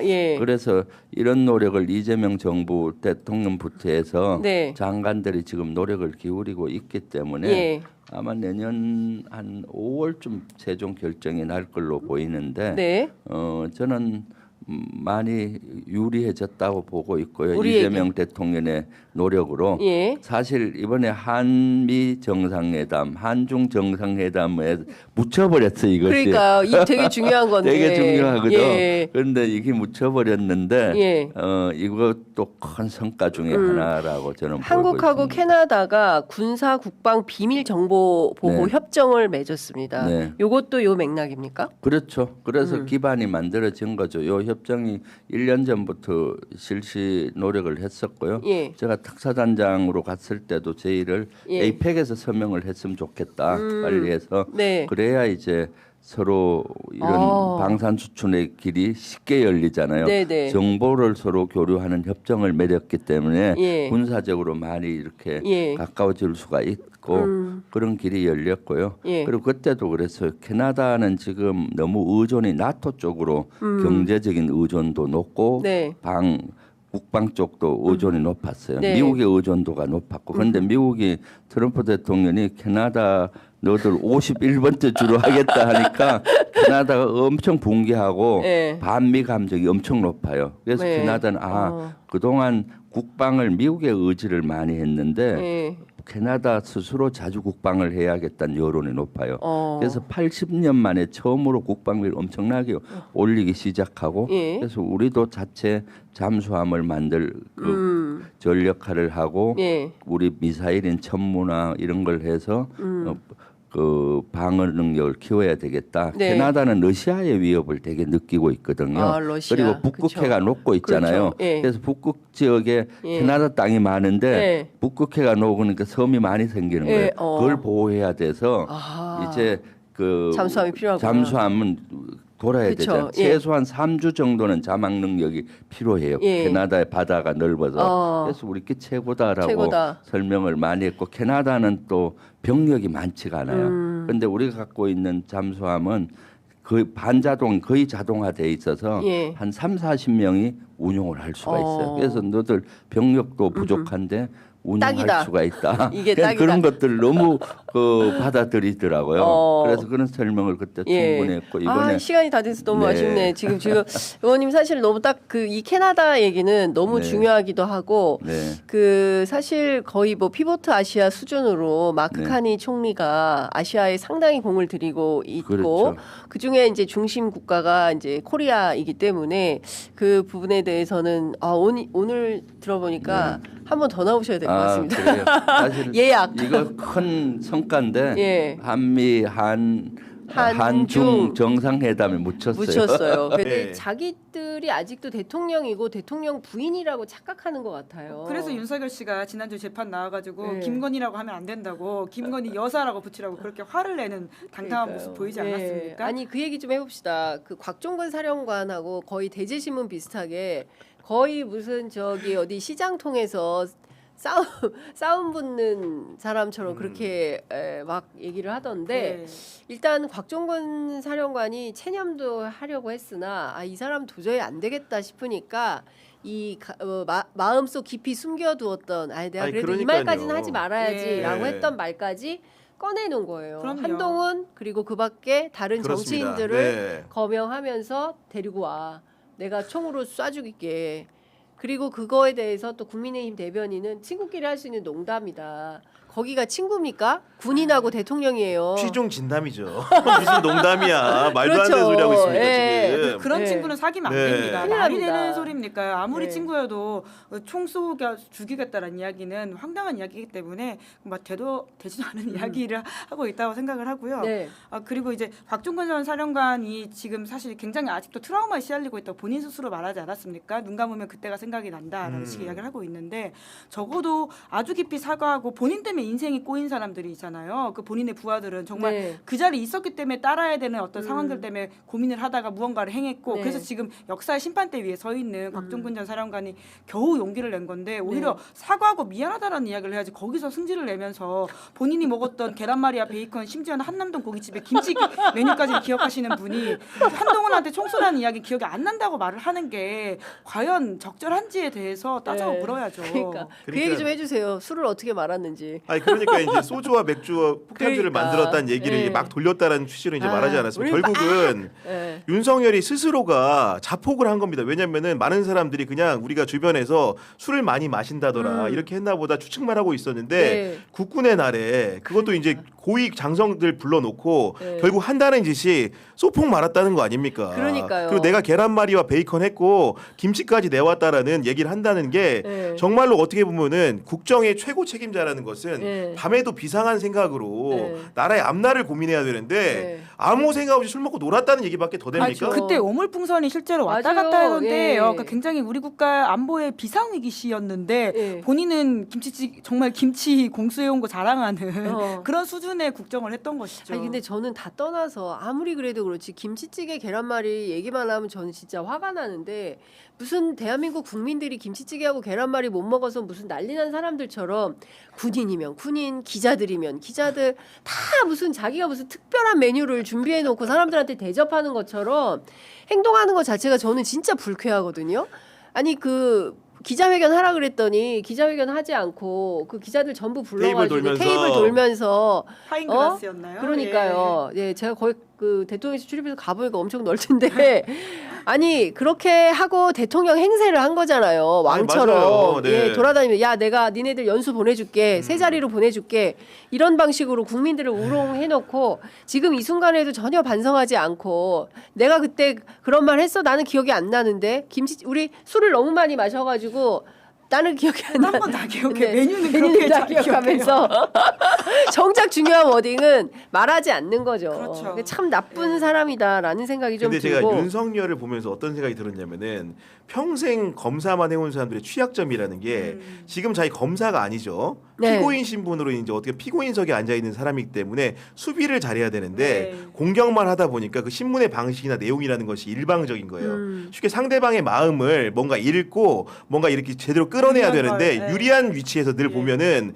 이렇게 이제 불리한 상황을 겪어본 적이 없기 때문에 나오는 전형적인 태도. 해도 엉망진창 신문을 했고 결국은 본인이 직접 곽종근 전 사령관을 신문했지만 정말로 본전도 못 건진 상황이 된 겁니다. 그렇죠. 국민들이 알게 된 건 뭐다? 한동훈이다. 그렇죠. 총격설이다. 이 얘기밖에 남지 않은 거 아닙니까? 그렇죠. 결국은 딱 그 워딩 한동훈을 세상에 총으로 쏴서 그렇게 하려고 했대라는 게 전파되는 겁니다. 그러니까요. 그 계엄 이후에 그가 꿈꿨던 독재 세상이라고 하는 것에 대해서 다시금 우리가 인식하게 되는 그렇습니다. 거지 않습니까? 예. 정말 너무 끔찍하고 뭐 이제 한동안 어제 뭐 저희 방송 출연하셨던 출연자분이 농담 비슷하게 그 김치와 그 계란말이 이야기하면서 만약에 계엄을 일으키지 않고 탄핵이 되지 않았으면 이번 에이펙을 호스트는 윤석열 씨이지 않았습니까? 그렇죠. 그 K뷰티라든지 뭐 기타 등등 하는 우리 정부 대통령이 하는 역할에서 그 계란말이 하고 있었던 거 아니겠냐 이런 상상을 해보라. 재벌들도 병풍으로 세워놓고 떡볶이 먹이는 것처럼 먹이고 이렇게 하지 않았겠나. 그런 것만 보더라도 정말 바뀐 세상에 대한 좀 격세지감이 느껴진다 이런 얘기를 하더라고요. 걱정인데 자, 이 와중에 국민의힘은 또 전쟁 선언을 했어요. 아니, 난 어떻게 해야 돼요, 이분들? 김은지 기자님 어떻게 생각하십니까? 네, 뭐 이제 그런 평가가 많지 않습니까? 이제 셀프 이제 장례를 치러서 상복을 입은 게 아니냐라는 식의 이야기들이 있는데요. 그러니까 왜 지금 톤앤 매너에 맞지 않는 장례 퍼포먼스라고 하는 것이 결국은 국민의힘이 그 추경호 전 원내대표에 대한 구속영장 청구의 공포를 이제 받아가지고 저렇게 행동한다라는 말이 많은데 실제로 영장이 나오게 되고 그 영장이 나와가지고는 국민의힘의 내란 가담이 법적으로 증명이 될 경우에는 지금 계속 정부는 이야기하고 있지 않습니까? 내란 정당 해산 심판 관련해서 갈 수도 있다라는 이야기이기 때문에 그렇게 되면 정말 정당의 종원으로서의 장례식이 치러지는 것이거든요. 그 앞서의 어떤 행위들을 본인 스스로 하고 있다라는 식의 해석들이 꽤 있습니다. 네, 돌파구가 안 보이는데 제가 보기에. 아니 그리고 어제 이제 상복 입고 근조 자유민주주의 이런 얘기를 하는데 너무나 어색하지 않습니까? 12.3 비상계엄 때 한 일은 그럼 자유민주주의를 질시시키는 일이었는데 그런 일을 버젓이 벌인 대통령을 엄호하면서 그 빛의 혁명을 통해 가지고 새롭게 뽑힌 대통령을 상대로 근조 자유민주주의라는 이렇게 달 수 있다는 게 그 뻔뻔함이 정말로 어떻게 보면 화가 납니다. 그런 상황이고 그리고 자꾸 이제 그 원인을 따져보면 왜 이렇게 보이콧을 했느냐 시정연설을 원인을 따져보면 이렇게 설명하는 거죠. 추경호에 대한 구속영장을 통해서 정당 해산을 시도하고 있다. 특검과 정부가 결탁하고 있다 이런 주장인데 그 음모론 아닙니까? 저는 그게 정말로 순수한 구속영장이라는 거를 제가 강변을 정치적 입장에 드리면 만약에 특검이 이재명 정부와 협상을 하고 뭔가 내통을 했다고 한다면은 시정연설하기 전에 영장을 청구하겠습니까? 그렇죠. 상식적으로 시정연설은 지나고 국민의힘에게 입장해서 그 연설을 보게 한 다음에 청구해야 맞겠죠. 특검이 어떻게 보면 아마추어적인 정부적 판단이 보여주는 바가 뭐냐면 기본적으로 이재명 정부와 특검이 내통하지 않는다는 반증입니다. 그것만한 반증이 어디 있습니까? 순수한 영장이라는 거죠. 쉽게 얘기해서. 그럼에도 불구하고 이걸 곡해해가지고 마치 특검이 자유민주주의를 말살시키기 위해서 국민의힘을 절멸시키려고 한다.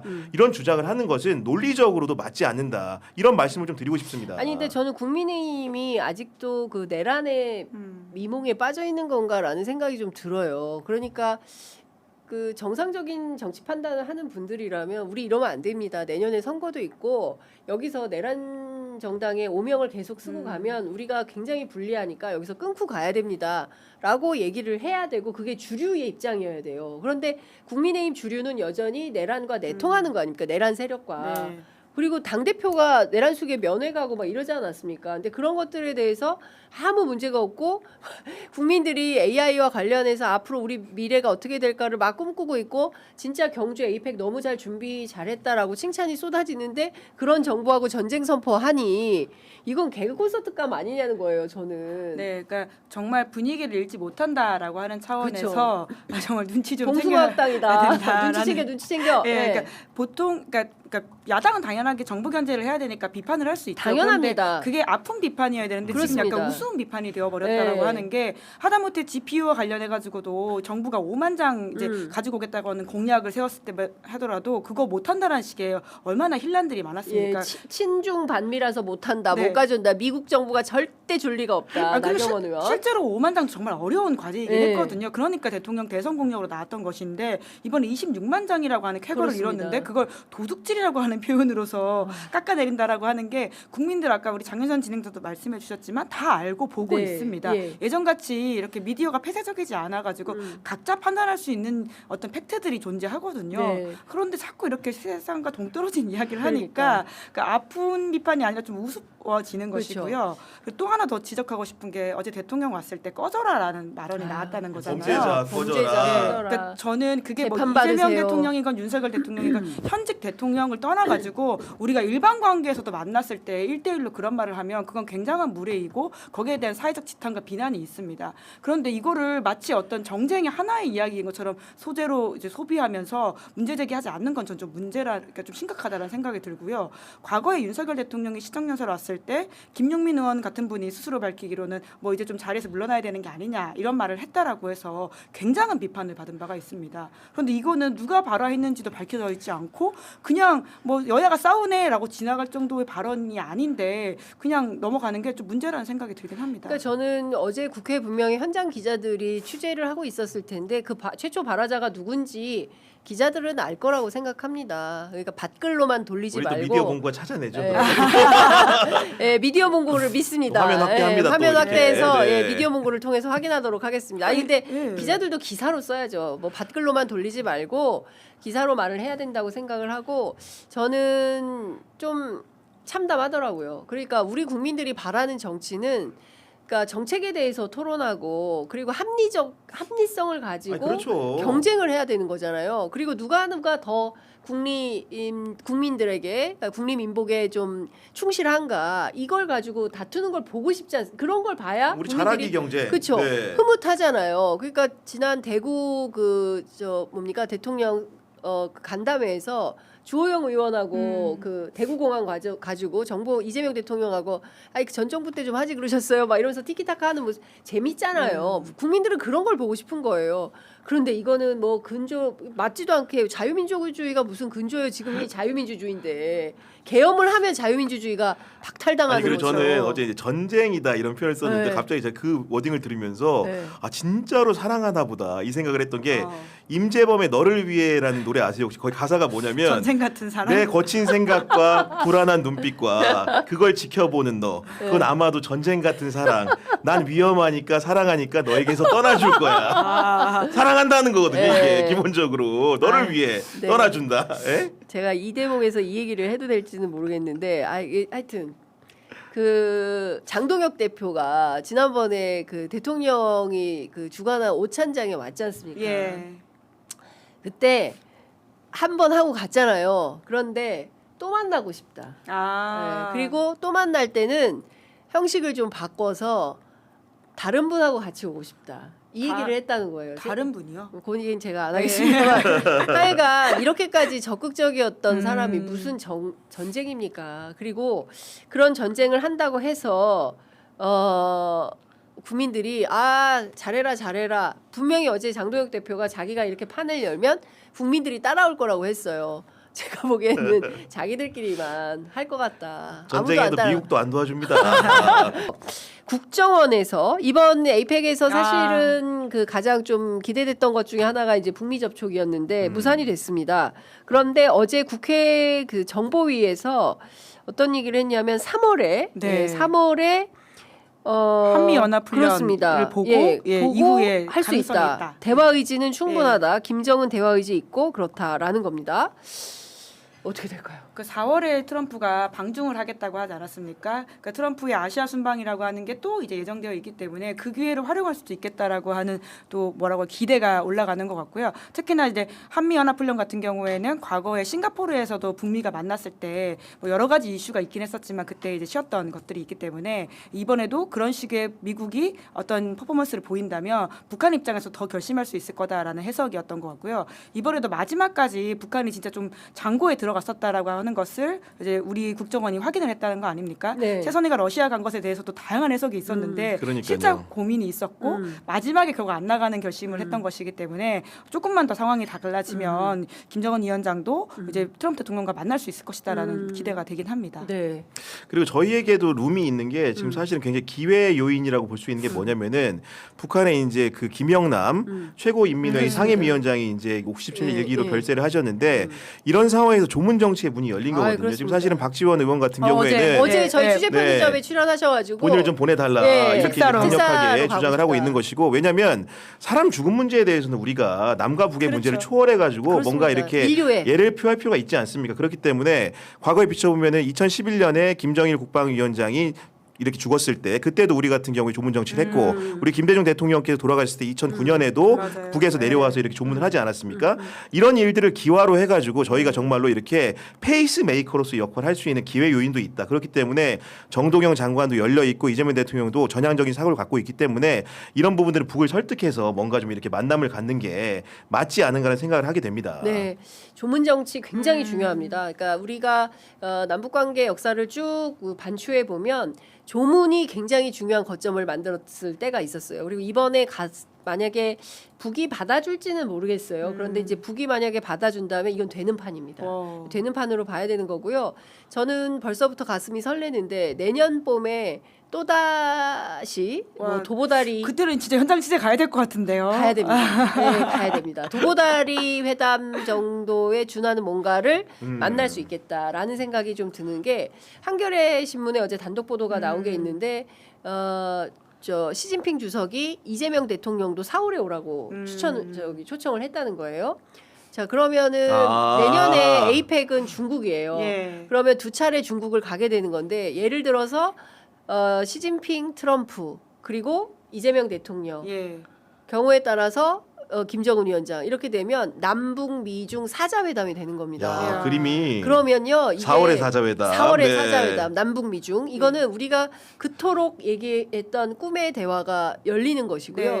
그러면 자 에이펙을 통해서 우리가 AI 대통령 어제 28번 어제 그 수사연설에서 많이 얘기했죠. 굉장히 얘기를 많이 했잖아요. 그러니까 에이펙 이전과 에이펙 이후는 전혀 다른 나라가 되는 거고 여기에서 한반도의 평화 비전까지 열리게 된다면 지금까지와는 전혀 다른 새로운 단계로 도약을 하는 그런 한국이 되는 거다. 이번에 보면 선물만 보더라도 다카이치 사나이 뭐 아베 쓰던 골프채, 공 뭐 이런 거 했던데 좀 차원이 다르잖아요. 그래서 제가 보기에는 이 빛나는 외교로 지금까지와는 전혀 다른 단계로의 비전이 생길 수 있겠다.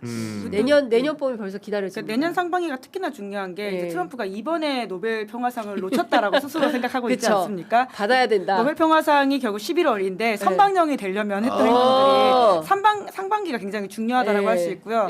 뭐 그런 지점에서 보더라도 그 정정의 협상의 대상자였던 뭐 이렇게 우리는 뭐 사인을 하지 못했지만 그래도 말씀하신 것처럼 사자가 모인다라고 하는 것은 굉장히 전 세계적인 의미가 있는 이벤트인 것이죠. 그렇습니다. 그 세기의 회동이 될 거다. 그리고 그게 사실은 우리 옛날에 역사를 반추하게 되는 건데 정전협정이라는 안타까운 사례가 있지 않습니까? 맞습니다. 사자가 만나게 된다면은 그 협정을 정말로 그 미국과 중국의 어떻게 보면 승인 하에서 남북이 만나서 평화협정으로 바꿀 수 있다면 얼마나 진짜 좋을까 큰일이죠. 이런 생각이 좀 듭니다. 노벨 평화상 받아야 돼요. 그러면 그러니까 평화협정 맺어야죠. 그러니까 근데 저는 그 윤건영 의원님이 참 그 의미 있는 발언을 하셨는데 신라금관 그 좀 그런 거 아니냐 했더니 1억 3천 쓰고 100조 200조 얻을 수 있으면 줘라 그거. 그렇죠. 트럼프 노벨 평화상 주고 우리가 한반도 평화 정착 항구적인 한반도 평화 정착 할 수 있으면 그까짓 거 줘라.